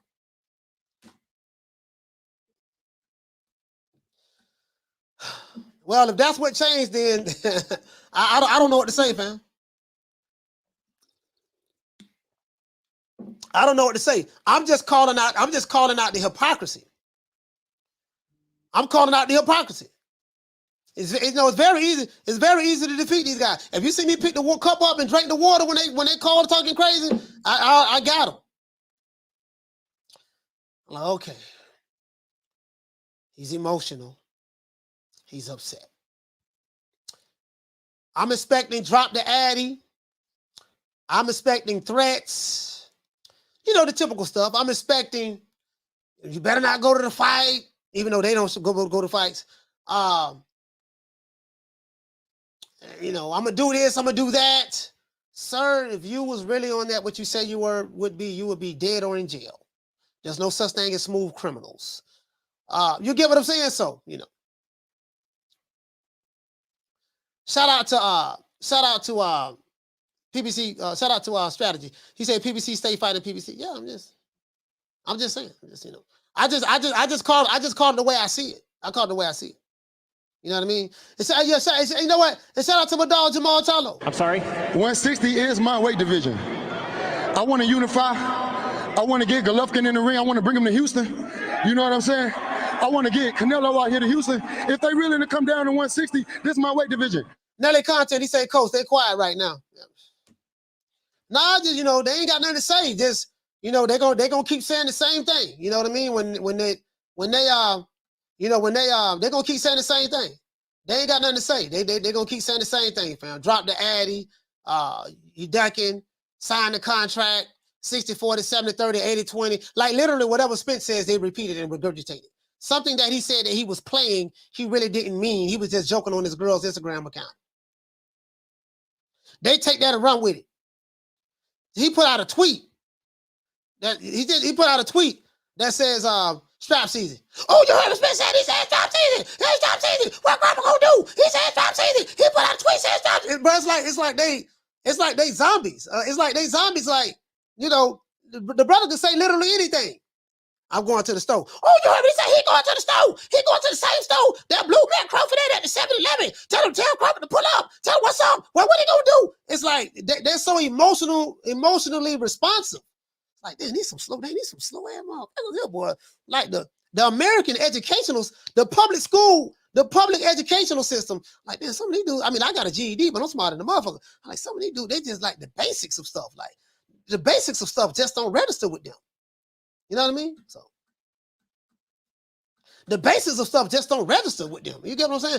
I just like to point out the double standards and the hypocrisy. You know, when one fighter fights a guy that's a huge underdog against him, they praise him and say that like I'm gonna give a perfect example. I like Tank Davis, but he knocked out Rolly Romero. I can't say that. Again, I'm like Gilly the Kid. I'm like, this is me, guys. I'm finna tell you who I am. Do I still have it on here? Let me tell you who I am. Let me tell you who I am. I'm Gilly. I'm Gilly the Kid on the $1 Million One Worth the Game. This is me right here. This is me right here. I come from the school that you're going to have to prove you are who they say you are. And the only way you prove it, you fight the top guys. The only problem is, in this era of boxing, I told you guys, you have the old crusty niggas. I call them the old crusty niggas. You know, they sit back and justify, you know, the duckery, the buffoonery. They justify it. Old heads. They justify it. And they try to make me look like I got 9 heads. I'm like, no, you old enough to know better. You old enough to know better. I can see a young guy thinking that way, but an old dude, you old enough to know better. Man, you in your 60s. What type of foolishness is this? You get what I'm saying? It's the old dudes. I can see the young guys. They don't know no better. But the old dudes, Thugger D said, he said, you want to give Shakur props for beating to stopping Jamel Henry? Yeah, Jamel Henry was a champion. Yes, Jamel Henry was a hell of a champion. Jamel Henry is way better than Rolly Romero. I would hope you think that, fam. I would hope you know that. The fans be feeling like you not getting the best fights you supposed to. But we know Tank can fight anybody. Why is that? For me, we want to see you fight Lomachenko. We want to see you fight Devin Haney, Teofimo Lopez, motherfucking all the top who they say is the 4 horsemen and they anywhere around your weight class. We want to see it happen. When we gonna see it happen? I'm not sure. I ain't got that's nothing to do. That was real shit. That's some real shit. I don't know. That's like, how many times you don't went in there and said, I want these niggas, man? To be honest, I ain't never said. You get what I'm saying? So that's where I'm at. I'm Gilly the Kid. That's what I want to see. I want to see all the fighters. Crawford, Spence, y'all say Boots Godzilla. I want to see Boots, Virgil Ortiz, whoever y'all say the big guys are, Shakur, or whoever y'all say they is, I want to see a round robin. If they are who you say they are. Now, I do know that the business of boxing doesn't allow that in today's time. I do understand that. That's why you have to cherish when you do get these undisputed matches and unification matches. You really have to cherish them. Because certain fighters have a role and path already paid for them already. You know, while what's the name told me that I'm gonna fight this dude, and this dude next. He didn't mention me. Nah, he ain't mention you. And then the years go by, and you say, "Goddamn, he fought." Those are the guys. The guys he said he was gonna fight in 2018. Those are the exact same guys he fought. Damn, we are there. So the business about we already got it laid out for you. This dude ain't in the equation. You get what I'm saying? So, hey, shout out to Zepper. I'm sorry. Shout out to Zepper. The stickiest of the icky. You want to smoke with the old boy Rick James? Hey, okay. We're dropping that half for bam, dub on your boy. Hey, Leroy. Super chat received. Playtime's over, boy. Zepper, what you say, fam? Zepper say, he say Spence needs to put out a shirt saying he my brother. Yeah, I to this day I don't know what a brother is about. There's a platform stage. People pimping, sharp as razor blades. Yeah, I told a little girl, you said at least Virgil is fighting standing illness. Yeah, Virgil's fighting standing illness. Yeah. Virgil's fighting standing illness. Yeah, absolutely. Absolutely. Virgil doing that. He's fighting standing illness. And the crazy part about it is, I mean, that's just where it's at. That's just where it's at. Shout out to Thug and D. What did he say, fam? Thug and D say, he say Shakur ain't never been in an underdog in a fight and come out on top. I speak facts. Okay, but Thug and D, this is the thing though, fam. You can't throw rocks when you live in a glass house. You get what I'm saying? You can't throw rocks when you live in a glass house. That's one. Because if your fighter is doing the exact same thing that you feel Shakur Stevenson is doing, then you can't throw rocks when you live in a glass house. That's one. And then two, guess what? Tank Davis and Shakur Stevenson, they need to fight each other. True. Let Tank fight Shakur and expose Shakur. You get what I'm saying? Let him fight Shakur and expose him. You get what I'm saying? See, that's where I'm at with it. That's where I'm at with it. Okay, he ain't all that. Okay, cool. Go ahead and let your boy fight him and expose him. That's where I'm at with it. You get what I'm saying? Because what we need situations, guys, to where we can clear all doubt. I want to clear all doubt. I don't want to be here online arguing, debating about who gonna do what, yada, yada, yada. The only one we gonna know who gonna do what, they're gonna have to fight each other. What up, y'all? It's your main man for Ricky Ross, and I'm letting you know that I'm doing celebrity features, product promotion, video commercials, product shout outs. And if you want me at one of your special functions or special event, all you gotta do is hit my email address, fwmillionaireclub@gmail.com. Boom. Rented out my feelings up until the pay was due.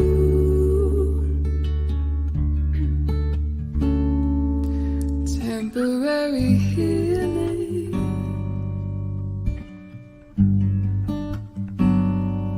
I thought the bond was bulletproof. You get what I'm saying? Like it's just a different. It just I'm not gonna lie, dog. Like I just don't like there's some of the things that we, you know, we get some of the things that we get, you know, in boxing and yada yada yada and blah this quasi. I do want to see us, you know, get the fights that get the fights that we hopefully we can get. And I just want some consistency. You know, because the thing is, when I look at fighters, man, you know, I come from an era. Tito Trinidad fought everybody. Hector Camacho fought everybody. Pernell Whitaker fought everybody. Oscar De La Hoya fought everybody. Roberto Duran fought everybody. You get what I'm saying? These fighters today, they're not cut from that cloth. These fighters are more.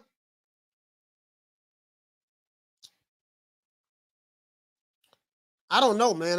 These fighters are. These fighters today. This is what I'm gonna say. Some of these fighters today, not all, just some of them. There's a segment of fighters. They look good. They like social media fighters.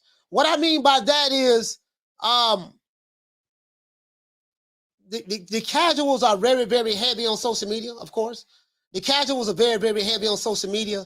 They're more like they look good. They look pretty. They look flashy. But they ain't really fighting, you know, the top guys. And there's so much, not all of them. I'm just saying some of them. It's certain weight divisions. There's a lot of hiding behind promoters. There's a lot of hiding behind managers. There's a lot of you know, it like the standards are low. Like today's boxing fans, the standards are low. You can knock out a whole head cheese sandwich and they'll say you're a Hall of Famer. Caller, what's your name? Where you calling from? Hold on. Let's see what's up. Hold on, caller. Let's see what's up. I got a call coming in. I can't hear. Let me see. Yeah, hold on, fam. Hold on. Yeah, I can hear you, but I'm trying to switch you. Hold on. Let me be back with me one moment. Okay. All right, caller, what's your name? Where you calling from? What up, Coach? BJ out of Dallas. What's up? BJ out of Dallas. Talk to me. I'm on live with you right now, but I could be wrong, but my whole take on it is too many networks. Me and my partner was just talking about this the other day. It's just the business of boxing that just got in the way of the good fight. Like I say, I could be wrong. It could be the fighters not pushing these promoters enough to make the big fight. But it's just the business of today. You know what I'm saying? Back then, they didn't have all that. Everybody was working together. Now it's this side of the street and stuff. We know who made that up. You know what I'm saying? So I just feel like nowadays we kind of just, you know, we got to just roll with it. But that's just how it is today, Coach. That's how I feel. Just the network. But shout out to you, Coach. TRUMedia. Appreciate it. Yeah, salute to BJ, man. Salute, man. Shout out to you, fam. Dallas, Texas in the building. Yeah, he right about that. Nah, the brother right about that. He's spot on about that. The politics of boxing is different now. He hit the nail right on the head. It is what it is. It's just the politics of boxing is different now. It's different now. And it could be a combination of everything. It's just that, bro, I don't, you know, it's frustrating because you see the women boxing don't have that issue. And I'm gonna tell you another division. The lighter weight divisions don't have that issue. If you look at the super featherweight division on down in the men's boxing, they don't have that issue.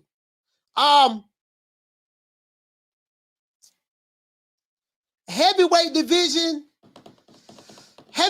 don't really have that issue. It had the issue when it came to Wilder and Anthony Joshua. Check this out. Y'all check this out. Wilder and Anthony Joshua both had belts. You say the politics of boxing will forever be an issue. Yeah, but it wasn't like that when Don King. Remember Don King and Bob Arum hated each other, but they worked together all the time. Don King and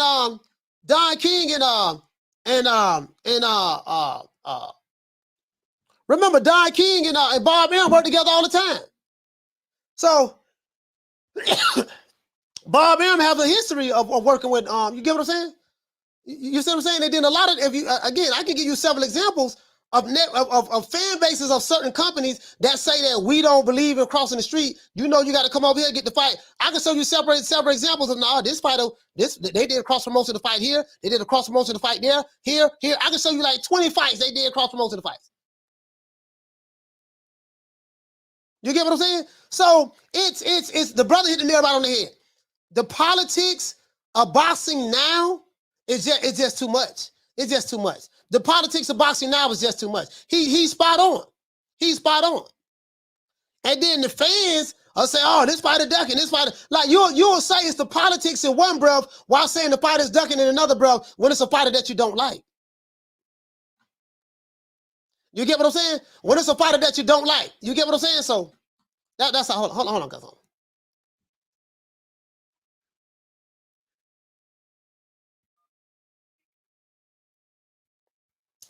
Carla, what's your name? Where you calling from?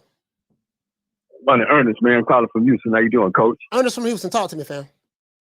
I enjoy your show, man. I feel like we as the boxing fans, we need to just don't support the fights. Don't do the pay-per-views. If it ain't the big fighters, we got to hit them in the pockets, man. Like I say, I love Devin Haney, but if he don't fight the top guys, I'm gonna call him out like I call everybody else out, man. I'm just gonna quit buying the pay-per-views if it ain't the top guys, man.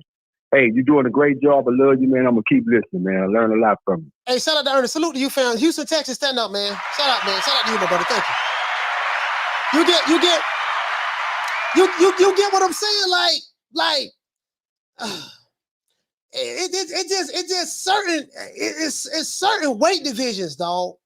It's certain weight divisions. Welterweight division, politics. Lightweight division, politics. I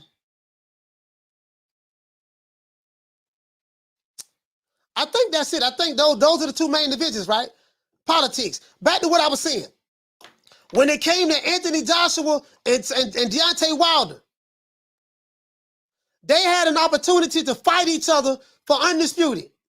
Team Wilder felt a certain way about Team Joshua. Team Joshua felt a certain way about Team Wilder. You see how everything worked out? Tyson Fury ended up knocking off doggone Wilder, fought him 3 times, and Alexander Usyk ended up knocking off Anthony Joshua twice. Now guess what? Neither one of them have a belt. Usyk and Fury, it looks like it shouldn't be any issues because there's no network issues. There shouldn't be any issues. It looks like trending towards we might get an undisputed fight this year in the heavyweight division. When the two guys who had the belts, Wilder and Joshua, they should have fought each other. They end up getting knocked off by 2 fighters ain't nobody see coming. True.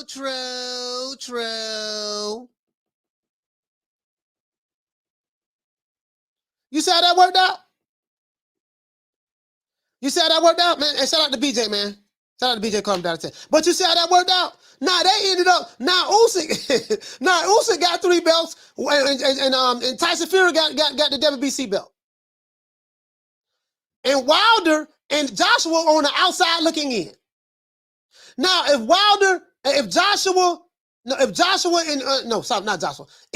Fury and Usyk make the undisputed fight happen this year, guess what? Wilder and Joshua looking crazy. Wilder and Joshua looking crazy.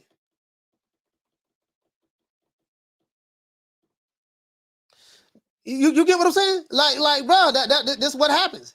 The politics is in 2 weight divisions, from what I see. I don't really see. Annalie, what did you say? You said heavyweight division born without Wilder. I love Wilder. I don't really see.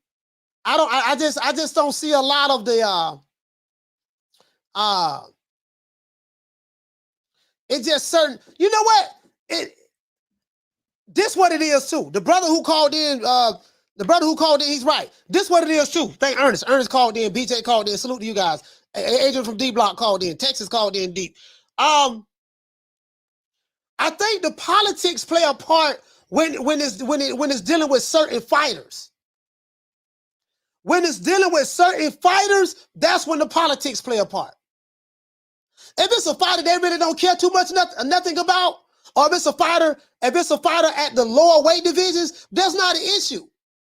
But when it comes to certain fighters, now this is why I say I'm happy, and I'm gonna say this again until Tank prove me wrong. I'm happy that Tank left Mayweather, even though he's still with the PBC, but I'm happy that he left Mayweather because now it seems he's being more vocal about who he wants to fight. Now that's what I like. If he's being vocal about who he wants to fight, because he wasn't doing that when he was with Mayweather. And let's say those fights happen, or if they don't happen, and I see he really pushing and fighting for it, at least I can say, okay, well, he doing something different than when he was with Mayweather. Caller, what's your name? Where you calling from? Hey, what's going on, Coach? It's old school again from Chicago. Old school from the side. Talk to me. Hey, look here, Coach. You right, though. I'm going to tell you something, though, Coach. You right, though. It always go with this. Remember, the heavyweight division was real strong in this day when, like, there was Muhammad Ali, with Mike Tyson and all that. To make a long story short, I ain't gonna go along with it. But this is an example of what you're talking about. It's interesting that, you know, sports and stuff. There ain't no more disintegrated limits and all those little weight classes and the Marvin Haglers and them, you know, the rest of them guys ain't showing up like that. You know what the interest is right now? Like you said, it ain't in the right away the featherweight thing like that. Yeah. It's over there with them guys that 30-something class, that 130, that 135 class, folks. I'm telling you, and I love what they doing over there, Coach, and they're gonna be doing it over there for a long time. So if I was you, I forget about the heavyweight division because that young white boy gonna have it locked up out there for Fury gonna have it locked up for a long time until Big Baby comes through. You understand me? And then you know what type of party that gonna be, right, Coach? Yeah, I think Fury probably retired by the time Big Baby gets out of the title. I think he'll probably he better because Big Baby gonna give him the business. Big Baby know how to stand in there. What's his name? Your boy Wilder couldn't do that. He didn't have that longevity type thing. I think he was kind of spoiled out there in London. You know, I ain't trying to talk bad about people and where they at and what they doing, but he kind of spoiled out there. He don't know how to hustle. I think Big Baby know how to hustle. But Fury gonna give it up before they gonna get all this money. That's where it go, Coach. But hey, Coach, but like I said, though, boy, it's lovely over there, boy, with the 135. Yeah, but they got some talent over there, boy. 135, 140, they got some talent. Boy, they 47. Them young guns coming up, they got some talent. They got some talent over there, man. Hey, Coach, but I got the answer to all that too. I told you before. This is what they gonna do. They gonna take your girl, they gonna put them on one ear, and they gonna take my young man, and they go my young man. To my nephew. Yeah. Thank you. Yeah, they gonna take him and put him on the other end, and they gonna make him bums runs from one side to the other. That's how it works, Coach. And they're gonna be wonderful for the next 4 years at the 135 class and up. All right. Hey, old school, man. Salute to you, fam. Shot Town in the building, man. Salute to the shot. Salute, brother. Shout out to old school, man. Good. Yeah, man. Shout out to old school, man. And you know what it is, man. You know what? I really like the fact that we got, you get what I'm saying? Like some of those weight divisions, they really putting it in. Ebony Taylor is stepping onto the R&B scene with the soulful sounds of love.com. Yeah, I'm just hoping, man, that it is what it is, man. It's kind of like a log jam, a bottleneck right now. It only happens with certain fighters. Certain fighters, for some reason, man, like, again, one fighter was at 140 pounds. He fought a plethora of PBC fighters. When he gets to the 147, guess what? He can't fight no PBC fighters. I've never seen nothing like this. It's like them, ain't nobody pointing this out. Nobody noticed this. Nobody realized that one weight division he fought He fought 5 PBC fighters, and at this weight division, he only fought 1, and that's because that one fighter, he really pressed it. He like, no, told his dad, look, make me the mandatory. Virgil Ortiz been there for a year. He ain't want it. He ain't trying to activate the mandatory. Make me the mando. They jumped him, made him number 1, made him the mando. Then it with the first bid. Like nobody is. You get what I'm saying? Like I don't get it. I don't get it. I mean, I do get it. I understand. I get it. I do get it. Tribalism at its best. But I'm like, nah, you know. Shout out to Zepper. Hey, okay. Drop another half of bam, dub on your boy. Hey, Leroy. Super chat received. Playtime's over, boy. What did say, fam? He say, you say it's about the amount of investment. He said, look how come Jamel Charlo not a household name like Spence and Mel Undisputed. Hey, you know what? You right, bro. We talked to Zepper. We talked about that. He said, because Mel don't have a fan base big enough like Spence for Al to go all in. You know what, example, we spoke about that. Jamel Charlo, y'all check this out. Does this make sense to you? How is Jamel Charlo the undisputed junior middleweight champion of the world? But he ain't got no fans. Nobody even talk about him. He became undisputed. There was really no fanfare about it. They had like 8,000, 9,000 people come out to see them fight in Carson. They gave away most of the tickets. Well, not most, but half of the tickets. It was as though it never happened. He undisputed. It was as though it never happened. Make that make sense. From the bar, there's a platform stage. People pimping, sharp as razor blades. And if you talk to Jamel Charlo talk like he a superstar. I'm like, dude, literally no one knows that you're undisputed. Dude, you're undisputed and they don't even talk about you. When I say they, I'm not talking about the mainstream media. I'm talking about the YouTubers. I'm talking about the like if you look at the black YouTube channels, they don't talk about Jamel Charlo. They don't talk about him.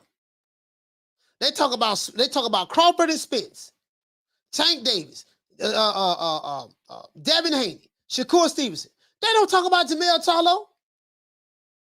Jamel Charlo has accomplished things that most of those fighters that these guys talk about, the same fighters, he's accomplished things that they haven't accomplished. They don't even talk about him. They talk about Canelo more than they talk about Jamel Charlo. They don't even support him. They don't even support him. So it's a different ball game. That's probably why Jamel say, yeah, I don't get the props I deserve. Yeah, you don't get the props you deserve even from your own people. Don't support you. They don't support him at all. You get what I'm saying? Shout out to Napsa. Nappis, what you say, fam? Nappis TV, you say the fans need to demand the fights. You know what? I'm gonna be honest with you, bro. I've come to the conclusion that it doesn't even matter what the fans want. The fans, we say we want to see, we've been saying we want to see Crawford and Spence fight each other for years. We still can't get that fight. True. Still can't get it. It doesn't matter what the fans think. We can yell and scream, whatever. It doesn't matter. Them people ain't thinking about us like that. They don't care nothing about no fans. If they did, we wouldn't be having no complaints on certain fights right now. If they did, they don't care nothing about no fans, fam. They don't care nothing about no fans. And let me tell you something. Some of these fighters don't care nothing about the fans. To be honest with you, the fighters don't even care nothing about the fans. Because some of these fighters, they feel like they're entitled. Well, I'm a world-class fighter, yada, yada. They don't even care nothing about the fans. But then some of these fighters wonder, like, I'm not saying all, just some. Like someone like Jamel Charlo, I think his attitude plays a big part. He's always angry. Wake up angry, go to bed angry. I never seen, this was the most unhappiest. I've never seen a dude mad at a press conference after he became undisputed. He was at a press conference, man, yeah. What you got to say now? Mike Carpenter. Oh my God, what you got to say now? Yeah. Now y'all got to come at me now. Now y'all want to talk to me now. Now y'all got to do this and do that. And it's like, dude, that's why the mainstream media gonna shun you. They're gonna do that anyways. So that's a gimme. But explain to me why none of the boxing fans on social media, why they not riding for you? So it has to be something about Jermell Charlo that even the boxing fans don't like. Some of them. You get what I'm saying? So let's give everybody a round of applause.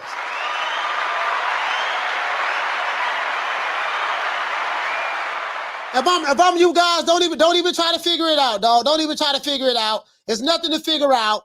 It's nothing to figure out.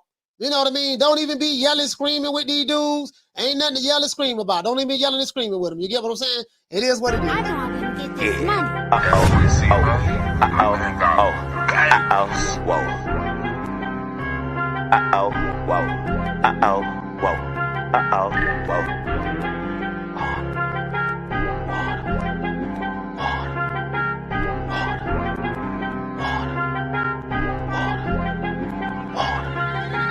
Talking water. My bracelet costs about 40 and my necklace costs a quarter. Talking water. I go stupid like on Boosie. All this jury got me foolish. All this water. All of these diamonds, they bright, so you gon' see me at night. All of this water. Now I be drip. Water. When your daughter see this water, she gon' let Boosie regardless. Them little niggas in the A, they making deals off the wall. Yeah, man, it is what it is, man. Once again, it's on. Shout out to Natural. What you say? He said, Coach, you're right. I remember Tom Brown in the PBC straight up let it dribble out of his mouth. Fighters make the fights. Yeah, I remember that. Yeah, Officer Terrence Crawford asking that. He say fighters make the fights. Fighters push for the fights.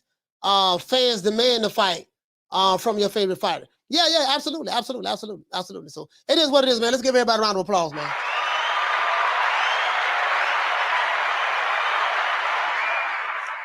We got the Melvin Farber interview dropping tomorrow. 2023, we're hitting the ground running. We're not playing.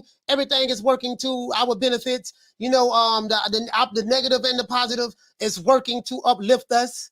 You know what I mean? The rising tide raises, lifts all boats. It is what it is, man. To the ops, this is for you. Look, fuck you. Fuck the plane you flew in on. Fuck them shoes. Fuck the socks with the bell on it. Fuck them cheap-ass cigars. Fuck your yuck mouth teeth. Fuck your hairpiece. Fuck your chocolate. Fuck Guy Ritchie. Fuck Prince William. Fuck the Queen. This is America. My president is black and my Lambo is blue, nigga. Now get the fuck out my hotel room. And if I see you in the street, I'm slapping the shit out of you. You ought to know what time the TI is.